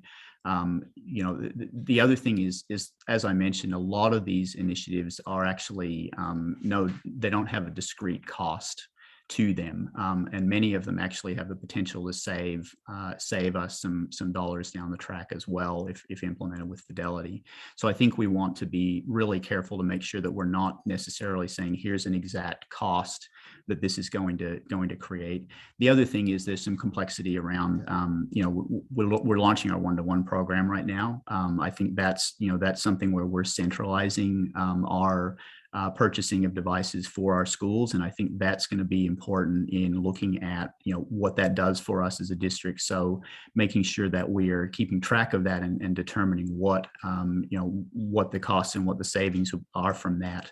As well are things that we want to reflect accurately and be thoughtful about as well. A lot of these things are, implementing into the future. It's difficult to project exactly what costs are going to be. And so, for instance, with our network redesign, we don't know exact costs on that yet. So these would be speculative at the moment. So I think as we move forward, and I think your question is completely valid, and I think we need to make sure that we're attaching numbers to this.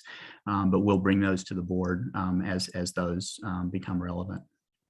Well, in light of the FCMAT report we had tonight, I'm a little hesitant to write a blank check and say, yeah, let's move ahead with this. And then it's $700,000 down the line. So that's my only concern. Right. And I completely understand that. I think that's a really valid point. Obviously each of these things that has a dollar amount attached to the implementation of this will come to the board as necessary. And so I think many of those are worthy of further discussion. So I think that's a really important comment. So just to be clear, I think what we're passing or considering to approve tonight is a planning document, a plan, and a way to track the progress of those plans, but that each individual action, when there's a cost associated with it in particular, we would be voting on those individually. Is that correct? That was stated much more eloquently than I did, and so I think that's exactly the intent of this document. This is a plan to make sure that we know where we want to head as a district. The determinations of how we're going to do that, I think, are important conversations with the board and with the community and with the superintendent. Okay, great. So voting on this is not committing us to absolutely taking these actions. It's That's- committing to a planning document that we're going to continue, that will evolve over time as the different parts of it come to fruition.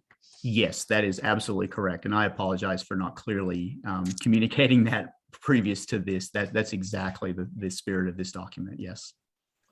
All right, thank you. And then thank you, Vice President Mason, for clarifying that and asking that, because I think that's definitely highly relevant these days in all of education, but in our district as we have that fiscal focus as well. Thank you. Any other Trustee Mayo? Well, I just want to thank Mrs. Mason for bringing that point up, because it's an opinion that I have expressed as well. And there have been other plans in our district which turned out to be commitments. So it's especially important for us to receive the information quarterly, and I appreciate the updates that will occur quarterly. That'll give us a heads up about future expenditures. And of course, we'll have the annual budget to review every May and June, and the LCAP, which will all come into play perhaps with this and how we will implement the segments of the plan. Yeah, I prefer to look at it as a concept, because I can tell you many times we've heard, well, the board voted on this and then it never happened, and whatever happened with that. So just making sure everybody's clear with the language, exactly what we're doing. Appreciate that. Thank you. Any other comments or questions, or do we have a motion? Oh, Trustee Fowler. I had a few questions. So just to clarify, this technology plan is about the Chromebooks being checked out, correct? Is that? Thank you, Trustee Fowler. Yeah, that's an excellent question. That is actually represented in the plan, absolutely, especially in the one-to-one portion of this. So that's yes, indeed, that's exactly the case. Yeah. Okay. I had some questions about that. So we would check out a Chromebook and we would be able to bring it home, correct? That is correct at our secondary schools, and we're rolling that out. In fact, the very first school received their shipment of Chromebooks with cases ready to be deployed in a one-to-one format today. That was Principal Clausen at El Dorado Middle School, and so that'll be our first deployment. So we're really excited about that.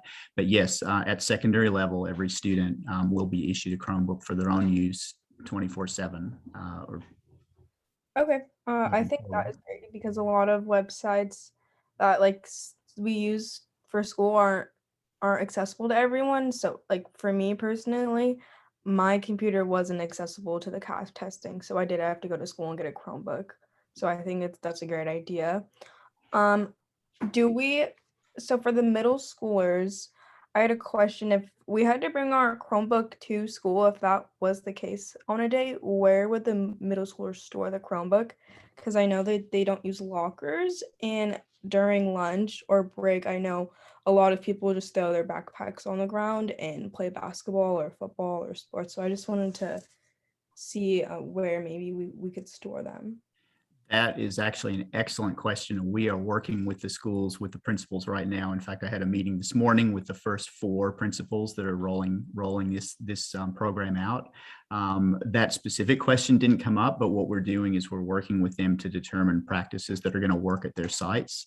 Obviously, middle school, it's going to work a little differently from high schools. One thing I will say is we have not had a full take-home one-to-one program on this scale in our district.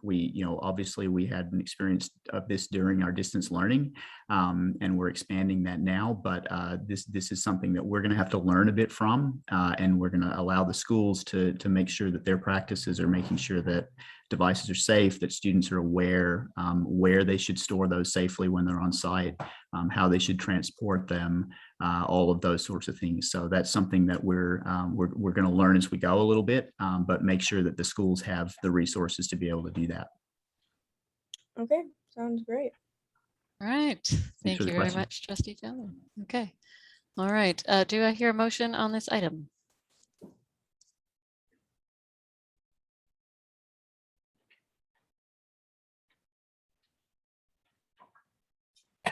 I will make a motion that we approve the district strategic technology plan for 2021 to 2031, which I don't expect to be around for, but it'll still go on. Second. All right, thank you. Motion by trustee Mason and second by trustee Mayo. Any further discussion? All right, we'll take it to a vote. Trustee Fowler, Yes. trustee Mason, Yes.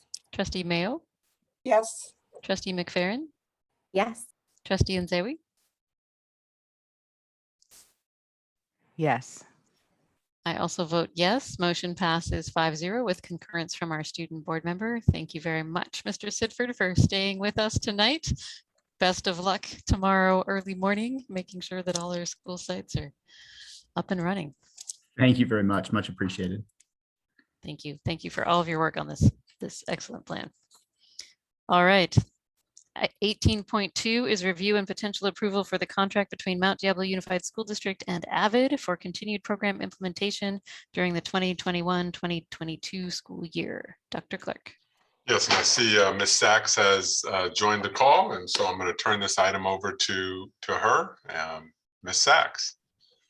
Absolutely. Good evening, everyone. This is the annual contract for Avid. It is listed are the schools that are currently writing Avid into their single plans. These are schools that are so excited about having students on campus actually as they continue with the Avid program. It's an overwhelmingly positive program at these school sites. It has shown results, and actually I want to recognize Shore Acres and ex-principal Salima Moss, who's moving over to Riverview, but her school is one of them that actually, as we're taking a look at changes, positive changes that's been going on with teachers and students, it's something that actually has led to positive outcomes. As I said, this is the annual contract for the entire district, and then each of the school sites do put in money into their single plan in order to support professional development, teacher training, materials on site. So we're really excited that our school sites are actually going to have this little humans on campus in order to be able to engage with a college-going culture.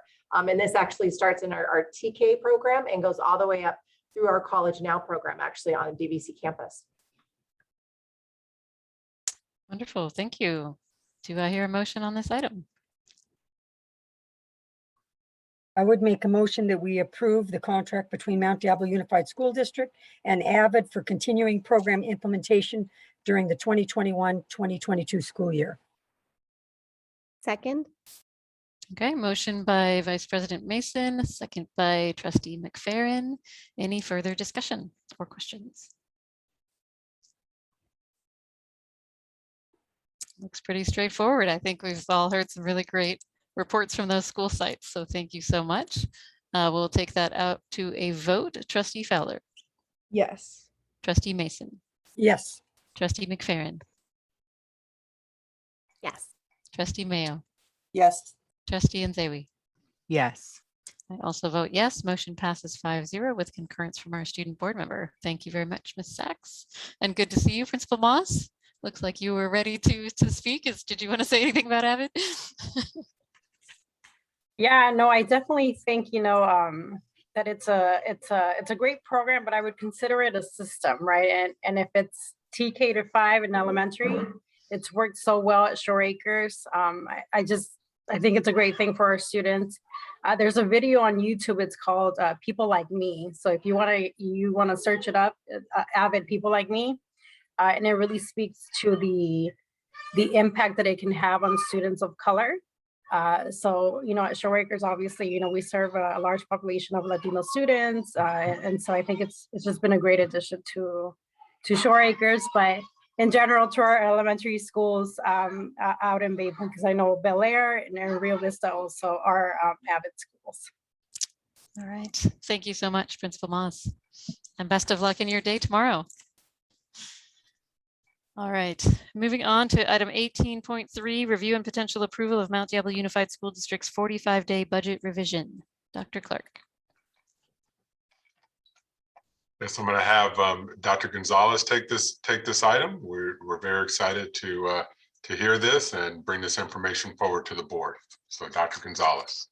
Thank you. And I think Mario is navigating somewhere. So Mario, if you could please pull up the presentation. And I want to make sure that everybody knows that our Director of Fiscal Services, Mika Arbelbide, is also here with me this evening. So what I can do, whether the presentation is going to come up or not, what I can do real quickly is just run through the slides. They're fairly basic.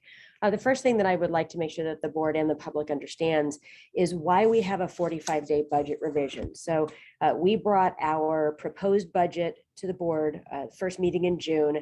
Then we brought forward a final budget for the board to approve it, except the problem was that the state had not finalized its budget. Therefore, what the state did in late June, after we'd already approved ours, is it approved its budget. There were some numbers that changed, and then trailer bill language continued. And what happens with trailer bill language is that's when really all of the specifics come out. So there will be some generalities around what the state says it wants to do, and then the secret is in the details, if you will. So it did give us an opportunity to go back and revise our budget, as pretty much everybody is doing this year. There are a handful of material changes from the adopted budget. I broke those into a handful of categories. The first one had to do with unemployment insurance. This is the one where here we go. I am on slide 2, sir. So what we did, actually I'm on slide 3. What we did was we adjusted the unemployment insurance. Kudos to all of the staff members and the parents out there who were letting the legislators know that the amount that was being put on the backs of school districts was excruciating, to say the least. We were expecting the cost of unemployment insurance to go up from a little over $100,000 to about 2.4 million. So they reduced that from 1.23% down to 0.5%, which meant that there was an adjustment for us of about $1 million. There's no impact to the general fund on that because we were planning on paying for that out of ESSER 2, which frees up other funds in ESSER 2 for us to go ahead and take a look at. Medical insurance, we were expecting numbers all over the board. Some of the initial information we got last summer was that we were expecting anywhere from 10 to 12% increases, specifically based on the impacts of the pandemic. We put 8% in our budget with 5% in the 2 out years. We reduced the 8% down to 5.5%. So monetarily, that is a savings, if you will, or a reduction in expenses in benefits of approximately $500,000. And it's a fiscal adjustment moving forward into the next school year. We are seeing some extraordinary things that I know that many of our residents are seeing as well. Utility costs are going through the roof. They're going through the roof partly due to some of the lawsuits that have come forward with PG&E, and also the increased usage specifically for us, because what we've seen since we've had staff and students back on campuses is that the doors are open and the air conditioning is also open, which means that a lot of the utility costs are really going right through the doors and the windows. So we adjusted our utility costs accordingly based on what we've been seeing. Kudos to Janet Richardson over in Maintenance, Operations, and Facilities, who's really been tracking all of this information for us. And so you can see there what we expect are in utility and costs to be increased within the next few years. The Consumer Price Index, this is the price index upon which we expect that basic goods that we purchase in the district are going to increase. We were informed that those numbers were going up for the next few years. So we did adjust that in the multi-year projection. That's the MYP. So we're looking at costs in our 2 out years of $155,000 and $72,000.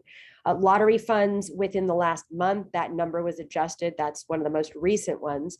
For us, it means it's an increase of $882,000. Part of that is unrestricted, specifically earmarked for instructional materials. The other part is tied to Prop 20, which means that it is restricted. And then furthermore, we wanted to just call this piece out that we had an increase not only in this says bus replacements, and that's what we've been categorizing it as, but it's a little bit of buses, but it's really the vehicle expenses that we are incurring because a lot of those did not come in before June 30th, as we had expected. That is going to roll over into the routine restricted maintenance capital outlay for the upcoming school year. So if you will, it's some of the funds that we will actually see dropping out. We knew that we had to get these vehicles ordered in order to lock in prices, and quite honestly, we're hoping to get those before the end of this fiscal year. Next slide, please. Okay. These are our basic assumptions. What we continue to do is share our assumptions. We always check everything in with our assumptions. Right now, we have made the decision to keep enrollment current with what we had put in our adopted budget. And the reason for that, part of it is we've had some internal conversations about the feedback from FCMAT. They did call this out in the report that we were showing that we were actually going to increase this year. The reason we were expecting to have some level of increases because we dropped so significantly last year with the pandemic. No one had a crystal ball. We vetted these conversations with our demographer as well, Davis Demographics, and we decided to land on a slight increase this year in enrollment. We are really interested to see what's going to happen over the course of the first few weeks of school, and we're actually going to change some of our practices to drop students sooner than we normally would, because it's going to give us a better indication as to the fiscal situation that we're in. So we decided that for the sake of everything else, we were going to keep enrollment at least consistent until we had some better numbers to adjust it.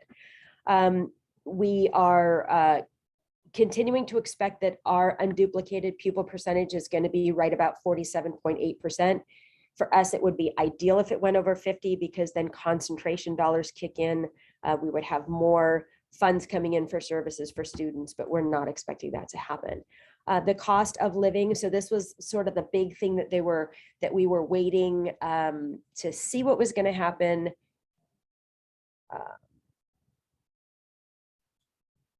So we've got three numbers here. Mika, for some reason, I think there may be an error on that 21-22.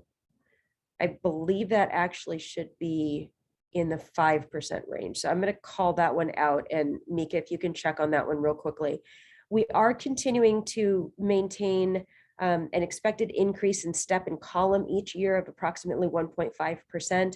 We are working with Forecast 5, which is the new company that we have on board, to really vet that and take a look at historical data, with the exception of one specific year that we had a fairly large increase in salaries. And so we're still vetting those numbers. Again, as I mentioned on the prior slide, 5.5% in health benefits. We are continuing to expect that approximately 7.5 FTE would be decreased due to natural enrollment attrition.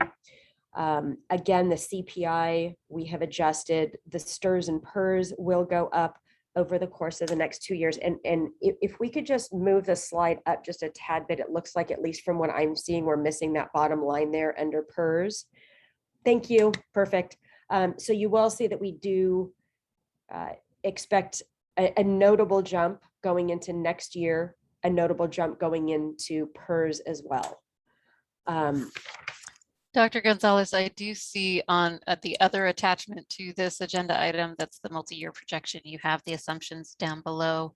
It does say 5.07% for the 21-22 COLA. So the COLA percentage is 1.7, and for LCFF revenue purpose, it is 5.07%. So it's more a semantics thing. We should have probably broken that down into two different points. So glad that we were able to clarify that. Oh, wait, so I'm sorry, not understanding, because I'm looking at the multi-year projection, the assumptions.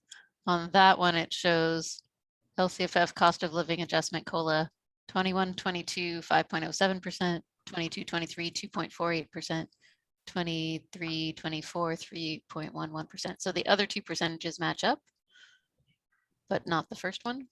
Correct. So for the sake of this slide, we should have broken it down into the 5.07% and then broken that down so we could better explain that super COLA, but we did not. So 5.07% is compound quota that we didn't receive last year, 2021, which was 2.31%, and this year is 1.7%. So compound quota is 5.07%, but that is only for LCFF revenue. Gotcha. Thank you very much. That helps. So actually, maybe Mika, the better way we could have described this slide was to have put 2021 on here and then sort of put an arrow that said, we're getting the money for last year and we're getting the money for this year all one time. But really for this year, the cost of living adjustment is just 1.7. Next slide, please. So one of the things that we're showing here is we're showing the multi-year projection with the one-time funds. This includes the one-time funds. You will also see the next slide that does not include the one-time funds. So these would be the funds that are coming from the state and the federal government regarding impacts of the pandemic. I guess the most notable pieces to really take a look at on this slide is we are continuing to watch the change in the fund balance with what we are estimating, assuming that we are fully staffed in our positions. You can see the drop in line A. So if you take a look at A combined, and you take a look at this year and the next year, what you're seeing is that this year's revenues are significantly higher, but we continue to maintain that structural deficit, which you're able to see there in a lot of the red. The good news is we are able to cover our 3% reserve. We do have an ending fund balance at the end of the 3 years, but what we do need to be mindful of is the structural deficit and basically meaning we're still continuing to spend more than we're bringing in each year. If we could take a look at the next slide real quickly. This is the slide that shows what happens without the one-time funds. And so, for example, if I put my two side by side here, what you'll see in the revenue is this year with the one-time funds, we're expecting $393 million combined, as opposed to what happens without the one-time funds. And this is what Mr. Von Flew was talking about earlier, which is the one-time funds have a tendency to mask some of the spending issues.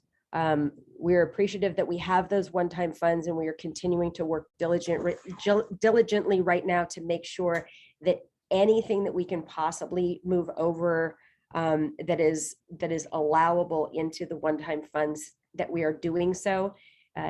In preparation for the unaudited actuals, we are expecting then that we will have significant one-time funds that will drop out in this 1 year, and then we will go back and we will start making our adjustments in the first interim.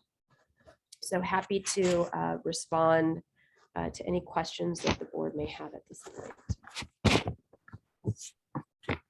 Right, opening it up to questions. I can't see all the trustees on the same page. Trustee Mason, I see that hand. Dr. Gonzalez, you referenced somebody forecast something that we're working with. What is that?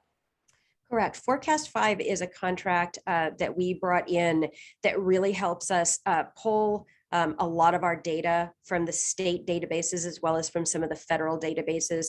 I can tell you right now that Mr. Rubio and I, Dr. Rubio and I were in a training earlier today, and what we're able to get is a really rich perspective of how we compare to other school districts, as well as areas where we would seem to be overspending or underspending in certain years. So it's a really robust way for us to be able to pull up real accurate data in live time, especially when we're taking a look at forecasting for any changes that we might be experiencing, either with enrollment, with revenue, or to help us when we're in negotiations with our bargaining groups.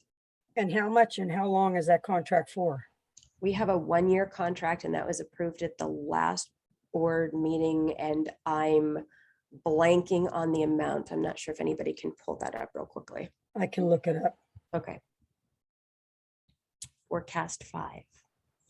So are they able to do salary comparisons as well? Because Absolutely. As a matter of fact, it's not that they're able to do it.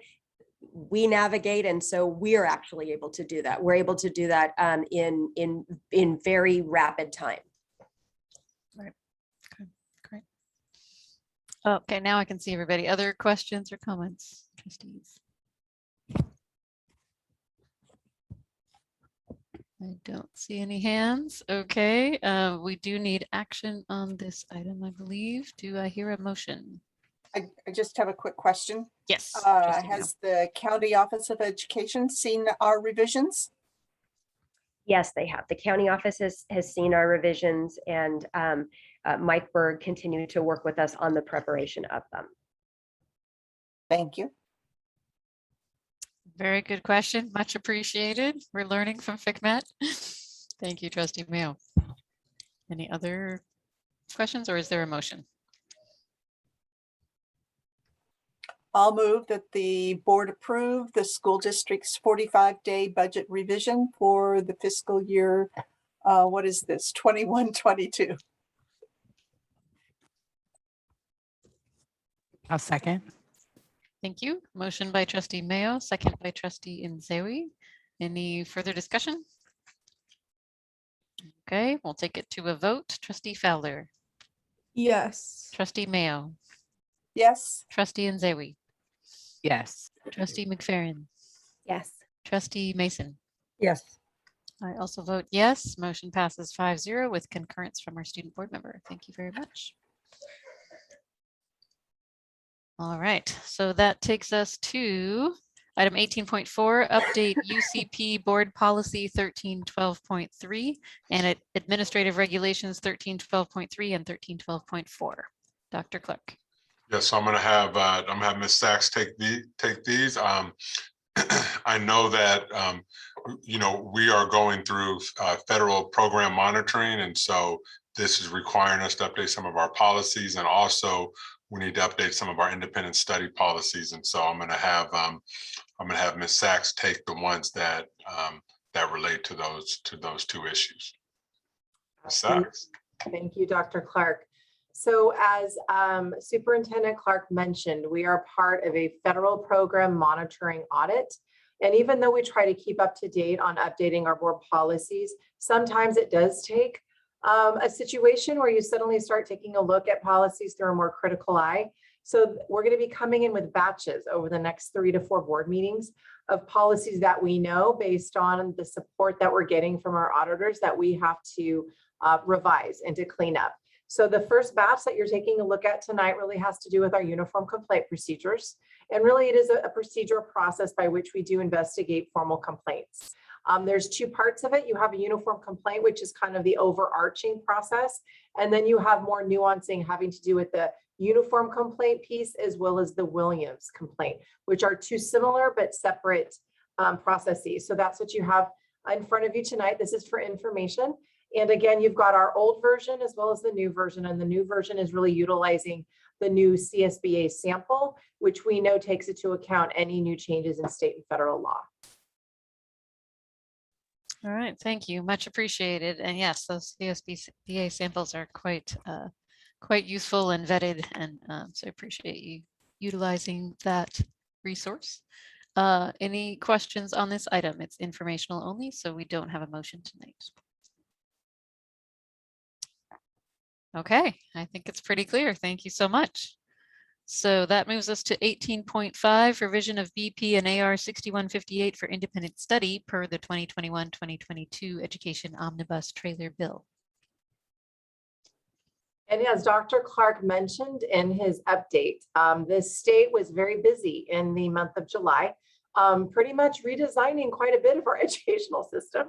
And part of what the requirements were that we needed to bring forward some revising of our independent study policies. And this policy had not been revised for quite a bit. So you're going to see a pretty significant change from what our original policies were to what they're asking that we have.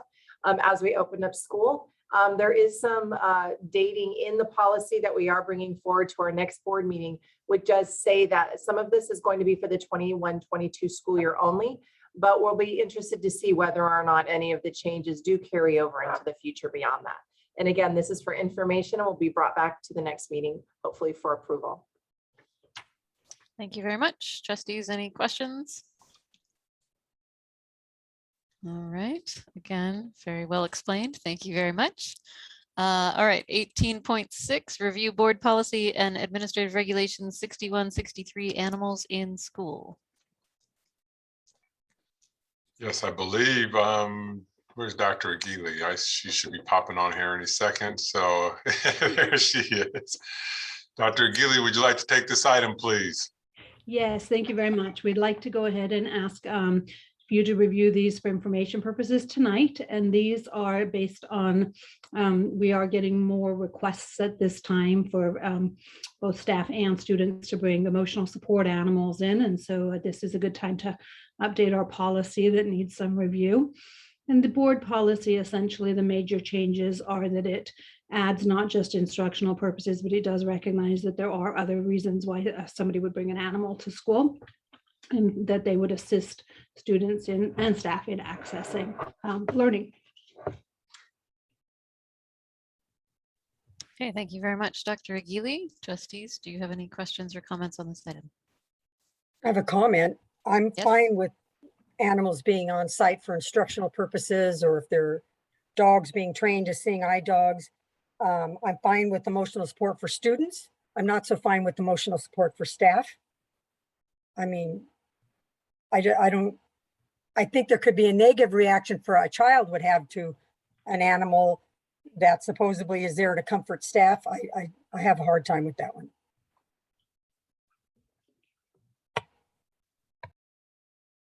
Thank you, Trustee Mason. Dr. Aguili, do you want to clarify, are there considerations in this policy around their impact on students if a student was allergic to that particular type of animal? Does this policy and the procedures account for that? Well, the policy accounts for the fact that there must be an instructional reason why the students are brought to school.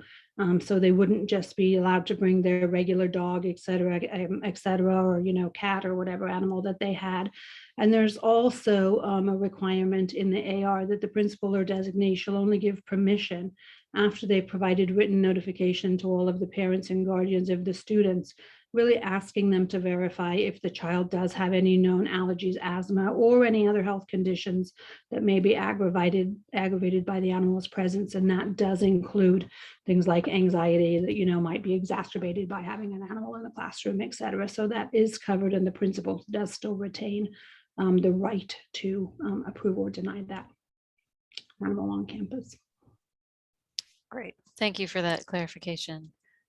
This seems like a very good time for us to be updating this to be able to provide clarity to all the cases that may be coming to us at this point in time. Any other comments or questions, trustees? Okay, that was informational as well, I believe. Yes, and we'll come back. Okay. Thank you very much. Thank you, Dr. Aguili. 18.7, review and potential approval of Community Facilities District Number 1, Measure A. I believe that is going to be either Dr. Gonzalez or Ms. Coslow.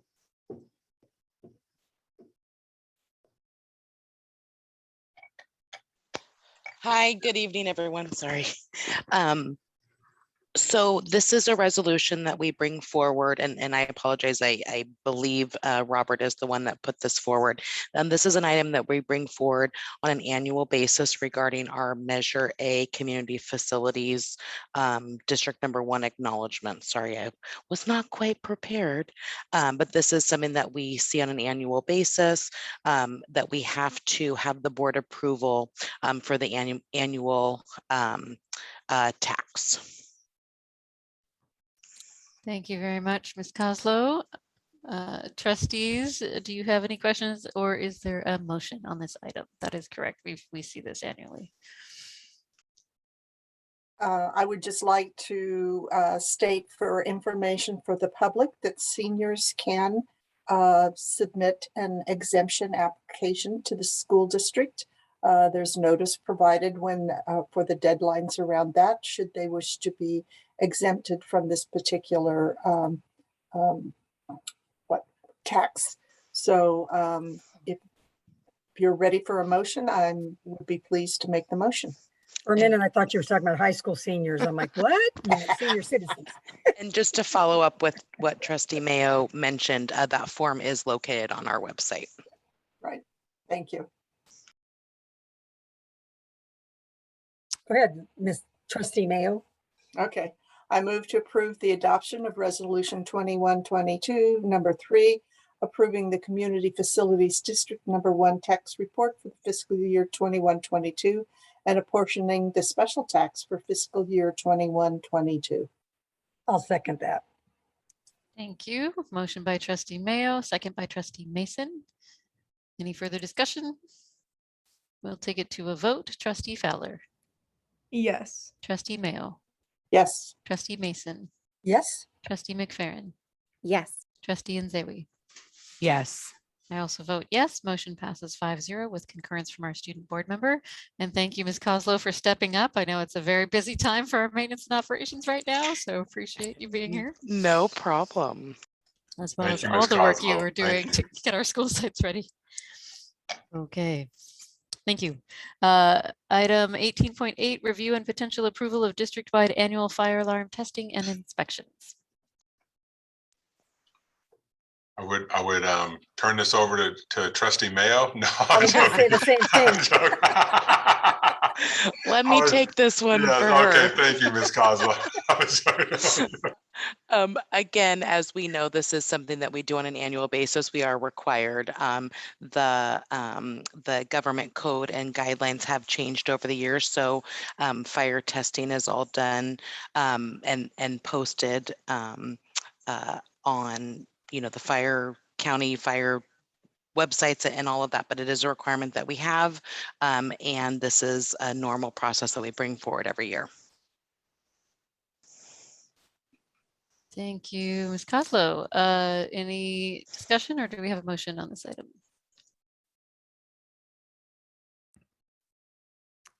I'll move that the board approve the award of the district-wide annual fire alarm testing inspections. I'll second that. All right, motion by Trustee Mayo. I'll give the second to Trustee McFerrin this time. And thank you as always to Trustee Mayo, who we know is always helpful on all things fire related. So we really appreciate your expertise. So, all right, we'll take it to a vote unless there's any comments, discussion. Okay, Trustee Fowler. Yes. Trustee Mayo. Yes. Trustee McFerrin. Yes. Trustee Mason. Yes. Trustee Nzewi. Yes. I think I got everyone. It's getting late. All right. I also vote yes. The motion passes 5-0 with concurrence from our student board member. Thank you so much, everyone. It's important to keep our school sites safe. All right. Item 18.9, the last business item of the night, review and potential approval of nomination of one new member to the Budget Advisory Committee. Yep, and this is Dr. Gonzalez's item. I will turn it over to her. Thank you. This is going to be a standing item, I think, for a while. We have about 6 individuals that are either have moved out of the area or have termed out. So the first one that we are adding is going to represent AFSCME Local 1, and that will be Jane Kwiatkowski. And so I bring that for your approval this evening. All right, thank you very much. Do I hear a motion? Madam President, I move that the board approve Jane Kwiatkowski as a representative to the Budget Advisory Committee from Local 1 CST. I second. All right, thank you. Motion by Trustee Mayo, second by Trustee Nzewi. Any discussion? All right, we'll take it to a vote. Trustee Fowler. Yes. Trustee Mayo. Yes. Trustee Nzewi. Yes. Trustee Mason. Yes. Trustee McFerrin. Yes. I also vote yes. Motion passes 5-0 with concurrence from our student board member. And thank you, Jane, for stepping up to that role. As always, that's a valuable committee for us to have perspectives from all angles as we set up our budget. All right, that's it for business items. So the one last item on our agenda tonight that we moved from earlier in the agenda is our board reports. So who would like to start? I know you're all very excited. Let's start with Trustee McFerrin. All right, sure. Okay, well, good evening, everyone. I enjoyed my summer break very much. I taught a summer school ELD class for 4 weeks. I spent a lot of time with my family. I got to go out of state for the first time in a very long time. I visited Alaska, which was incredible. While I was there, I attended the informational meeting on Zoom about independent study options. I met Trustee Fowler last week, also via Zoom, and I am so very happy to work alongside her on the board this school year. Kalina, I think you already are, I should say, and will continue to be a strong representative and advocate for all of our students. And I want to thank you so much for joining us. I have been keeping an eye on social media and my email to see beginning of the year activities as we prepare to welcome our students for the 2021 to 22 school year. I haven't been able to make it to any of these because I went back to work a week ago today, and students started yesterday. This year I have sophomores and juniors for my 11th year of teaching, which is really exciting. Most students seem really excited to be back at school, and especially to see their friends and meet their teachers. And this is what they talk about when I ask them what they're happy about or looking forward to doing.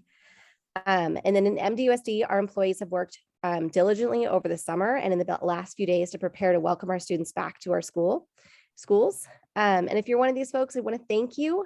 It's been such a team effort, and I wish everyone the best of luck with the first day of school tomorrow. And that is all I have this evening. Thank you, Trustee McFerrin. All right, and best of luck at school tomorrow for you as well. All right, Trustee Mayo. Thank you very much. It sounds exciting to travel to Alaska. It's been a while since I've been there. I did not necessarily have an exciting summer, except I reacquainted myself with our yard and our home, and of course, family members. It was great to be able to be outside and do some things that aren't typically part of the routine.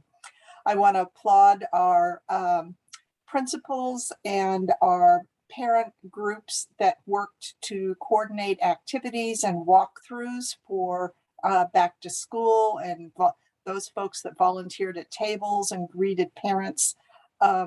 It's an important part of the welcoming process. I've seen information where there's a couple of popsicle events with the principal. I know that they will be socially distanced and things will be comfortable, but there are activities that will be able to engage the community and parents and welcome those new parents to our schools in particular. There's been a lot of work with the parent groups over the summer and planning their budgets and what they can fundraise and what programs they can provide for families at their school sites. So stay tuned and support your local PTA and PFC whenever you can. I too want to thank Trustee Fowler for the opportunity to meet and chat with her. She was great to reach out to all of us and is a very engaging woman. So thank you. And I just want to wish everybody an exciting day tomorrow and a great day on Friday. Rest up for the weekend, and then we're ready to rock and roll through the following week next week. So welcome back, everyone. Oh, and a shout out to Dr. Clark. I did attend the administrator welcome back, as well as the staff, the teacher professional development, and his presentations were well received. And it was great to see all the administrators at the administrative professional development day. Thank you. Thank you, Trustee Mayo, and thank you so much for representing the whole board at the administrative day. I think that you were the one who was able to make it that day, so really appreciate us having a board presence at that event. Thank you, as well as the other ones that you attended. All right, Trustee Mason. I too enjoyed my time off. It was nice to have a little break. I spent 6 weeks out in the garden with 6 teens doing my teen garden program. After that, I went for a week up to Tahoe with my family. So I haven't had the pleasure yet of meeting one-on-one with Trustee Fowler, but I'm looking forward to it. I told her as soon as I got back, we'd schedule something. I did manage to get on sometime in July, a webinar on budget, and the Mount Diablo distance learning, I sat in on that. I sat in on the one that was last night. And also I attended the mayor's meeting with Trustee Cound and Dr. Clark. And I wish everybody a happy and most importantly, safe return to school this week. Thank you so much, Vice President Mason. All right, let's see who's left. Trustee Nzewi. Good evening, everybody. I'd had no great adventure to Alaska or even a garden or anything, but I did go to the movies once, so there we go. But I spent July hosting walk and talks, mostly weekly, and they were attended by parents and teachers. And one time I had Councilman Eddie Burson from the city of Concord. And last week I had my very most special guest, Trustee Fowler.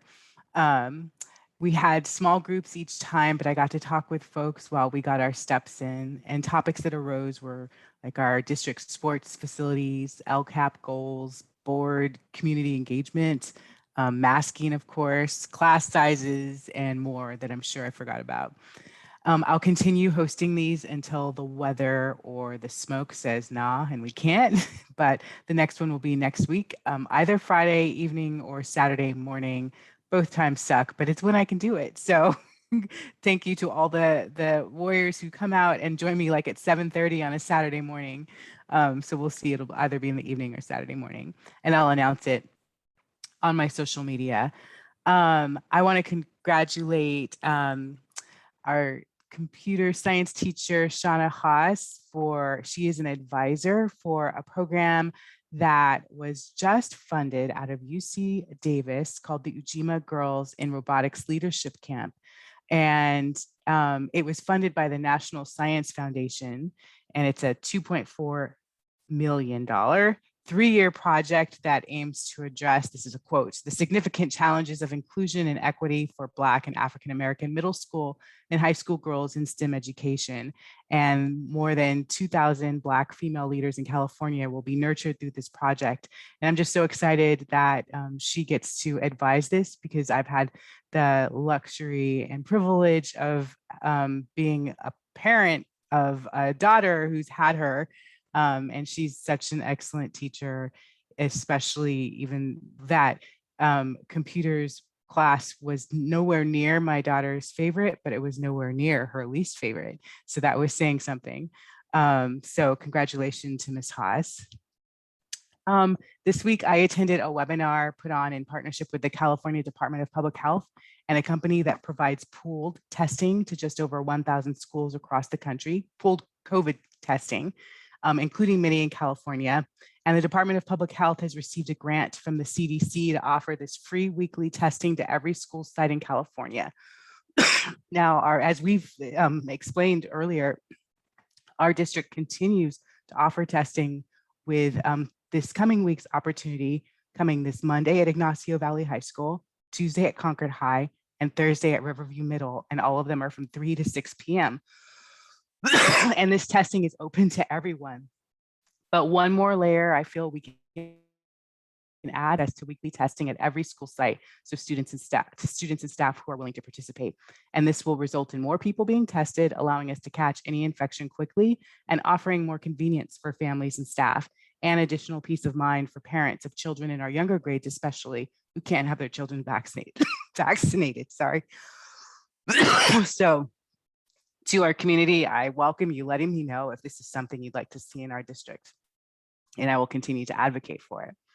And then finally, like so many of you, this week has been spent getting my daughter prepared for stepping on a school campus for the first time since Friday, March 13th, 2020, except for her walkthrough last year to get her schedule and this year, last week.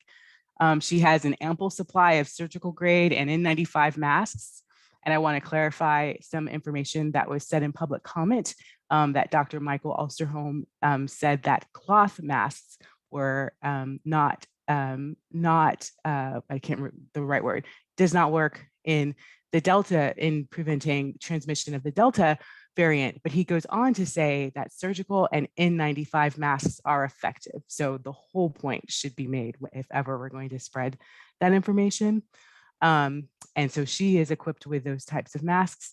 She styled her first 2 day of outfits. That's super important. She's loaded up her binder. She's sharpened some pencils. She's decorated her backpack with anime pins because she's obsessed with anime, as many middle school and high schoolers are these days. She's walked the halls so she knows where each class is. She set up a meeting spot tomorrow morning to find her closest friend. And now she just waits, but she keeps coming up and down the stairs. I'm like, why aren't you asleep? But she's not. So she's 13 and she's vaccinated. And like many of you, I'm worried for her safety, the safety of all of our students, our staff, and our families. I shared last week what my concerns are and the things that allay my fears. I hope tomorrow that teachers, staff, parents, and students joyfully return to campus or begin their independent study, virtual learning, homeschooling,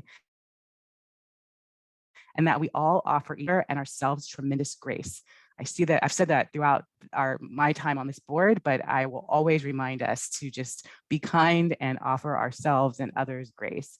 We're all in this together and we're only going to get out of it together. So thank you. Thank you very much, Trustee Nzewi.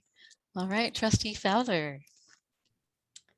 All right, I would just like to let everyone know, oh, good evening or good night. But I'd like to let everyone know that my pronouns are she and her. And this past summer, I've had many meetings with Michelle, the former student board member, and she's been an amazing mentor and a great friend. And I can't wait to text her after this. And I've also met with some of the board members individually, except for Trustee Mason, which I will be meeting with very soon. I'm very excited, and I was so happy to learn more about everybody, and everyone's so great. And then I've also worked with the Boys and Girls Club of Contra Costa County this summer as the Black Student Collective representative. It is kind of like a Black Student Union, but it's just not school affiliated. If you don't know where the Boys and Girls Club of Contra Costa is, it's like past Alhambra High School, like 5 minutes past it. It's an amazing organization, and I've had a great mentor, Nadia Johnson. If you guys don't know her, look her up. She is amazing. And then I also, tomorrow is my first day of senior year. Today I had a decorating car, event at the College Park parking lot. I got to see my friends. It was great. My car is all decorated. It's a senior on the back. I'm more than thrilled to be back in person tomorrow. Of course, also staying safe with COVID and proceeding with caution as well.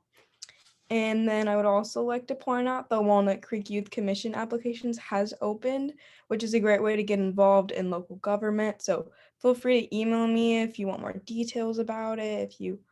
If you are interested, my email is at fowlerka@mdusd.org. And I know most emails are last name and the first initial, but mine is last name and then my two initials, KA. So yeah, I'm just very thrilled to be on the board and I will not disappoint. I'm so excited. President Cowan, Yes. Just a point of privilege. Can I ask Trustee Fowler just a quick question? Yes. Thank you. So can you tell me the same for the class of 22, like all the way live in 85 or something like that? Like, is there a saying for the class of 22? Well, there's this Taylor Swift song that goes like, I don't know about you, but I'm feeling 22. Okay, good. Thank you. That's one of our sayings. I know some people wrote it on their car, so I think that'll be our big song this year. Everyone will be posting too. Is it safe if I share that at Concord High or YV High or something, or is this just a College Park thing? No, I think it's everywhere. I saw it. So Okay, thank you. I'm sorry. It's late. I digressed. All right. Sorry, President Count. All right. Thank you, Dr. Clark. That was very crucial information for all of us. All right, and so very warm welcome to Trustee Fowler. We all really appreciate you and look forward to an excellent year with you. I'll be brief because I know we're all fading and you have school in the morning and many of our kids do too. And I know our staff is getting ready. So briefly, I did meet with Dr. Clark and Vice President Mason with mayors of our partner cities. Dr. Clark did a great job updating them on the reopening of schools. And we also discussed just other projects to collaborate on, everything from crossing guards and safe routes to schools, which many of our cities work very hard to provide. We brought forward our resolution that our school district had passed previously, which encouraged all cities to adopt equivalent ordinances to the county anti-vaping and flavored tobacco ordinance. So really suggest that all cities take a look at what the county has done there. They're really leading the way in terms of keeping our students in particular and our youth safe from these vaping devices and things that are targeted at them. Also things like broadband expansion planning. So there's so much that we can do in collaboration with our cities. I was also honored to welcome our new teachers at their orientation day and all staff on their professional development day. It's incredible to see the dedication and the passion of so many of our new staff, whether they're new to MDUSD or new to their position. So very excited for everyone who's new to a position or to our district as a whole. We welcome you. I also met with Kathleen Krentz from PFLAG to hear about their efforts to support LGBTQIA+ students this year. They support students and GSA groups not only within our schools, but in schools throughout the Concord-Clayton area. So that's a great support for people to be able to reach out to. They also will come to parent clubs and speak to parents and offer much support for parents as well. I did get to volunteer a little bit as a parent at the high school walkthrough. One day was super cold and windy and the other was hot and smoky. So, big shout out to every parent volunteer and staff member and principal who, made those walkthrough registrations a welcoming place and an efficiently run event for our families to be able to step foot on campus for the first time and know that it was going to go well. I would just want to acknowledge that this is an anxious and stressful time for everyone as we transition from isolation to full in-person school.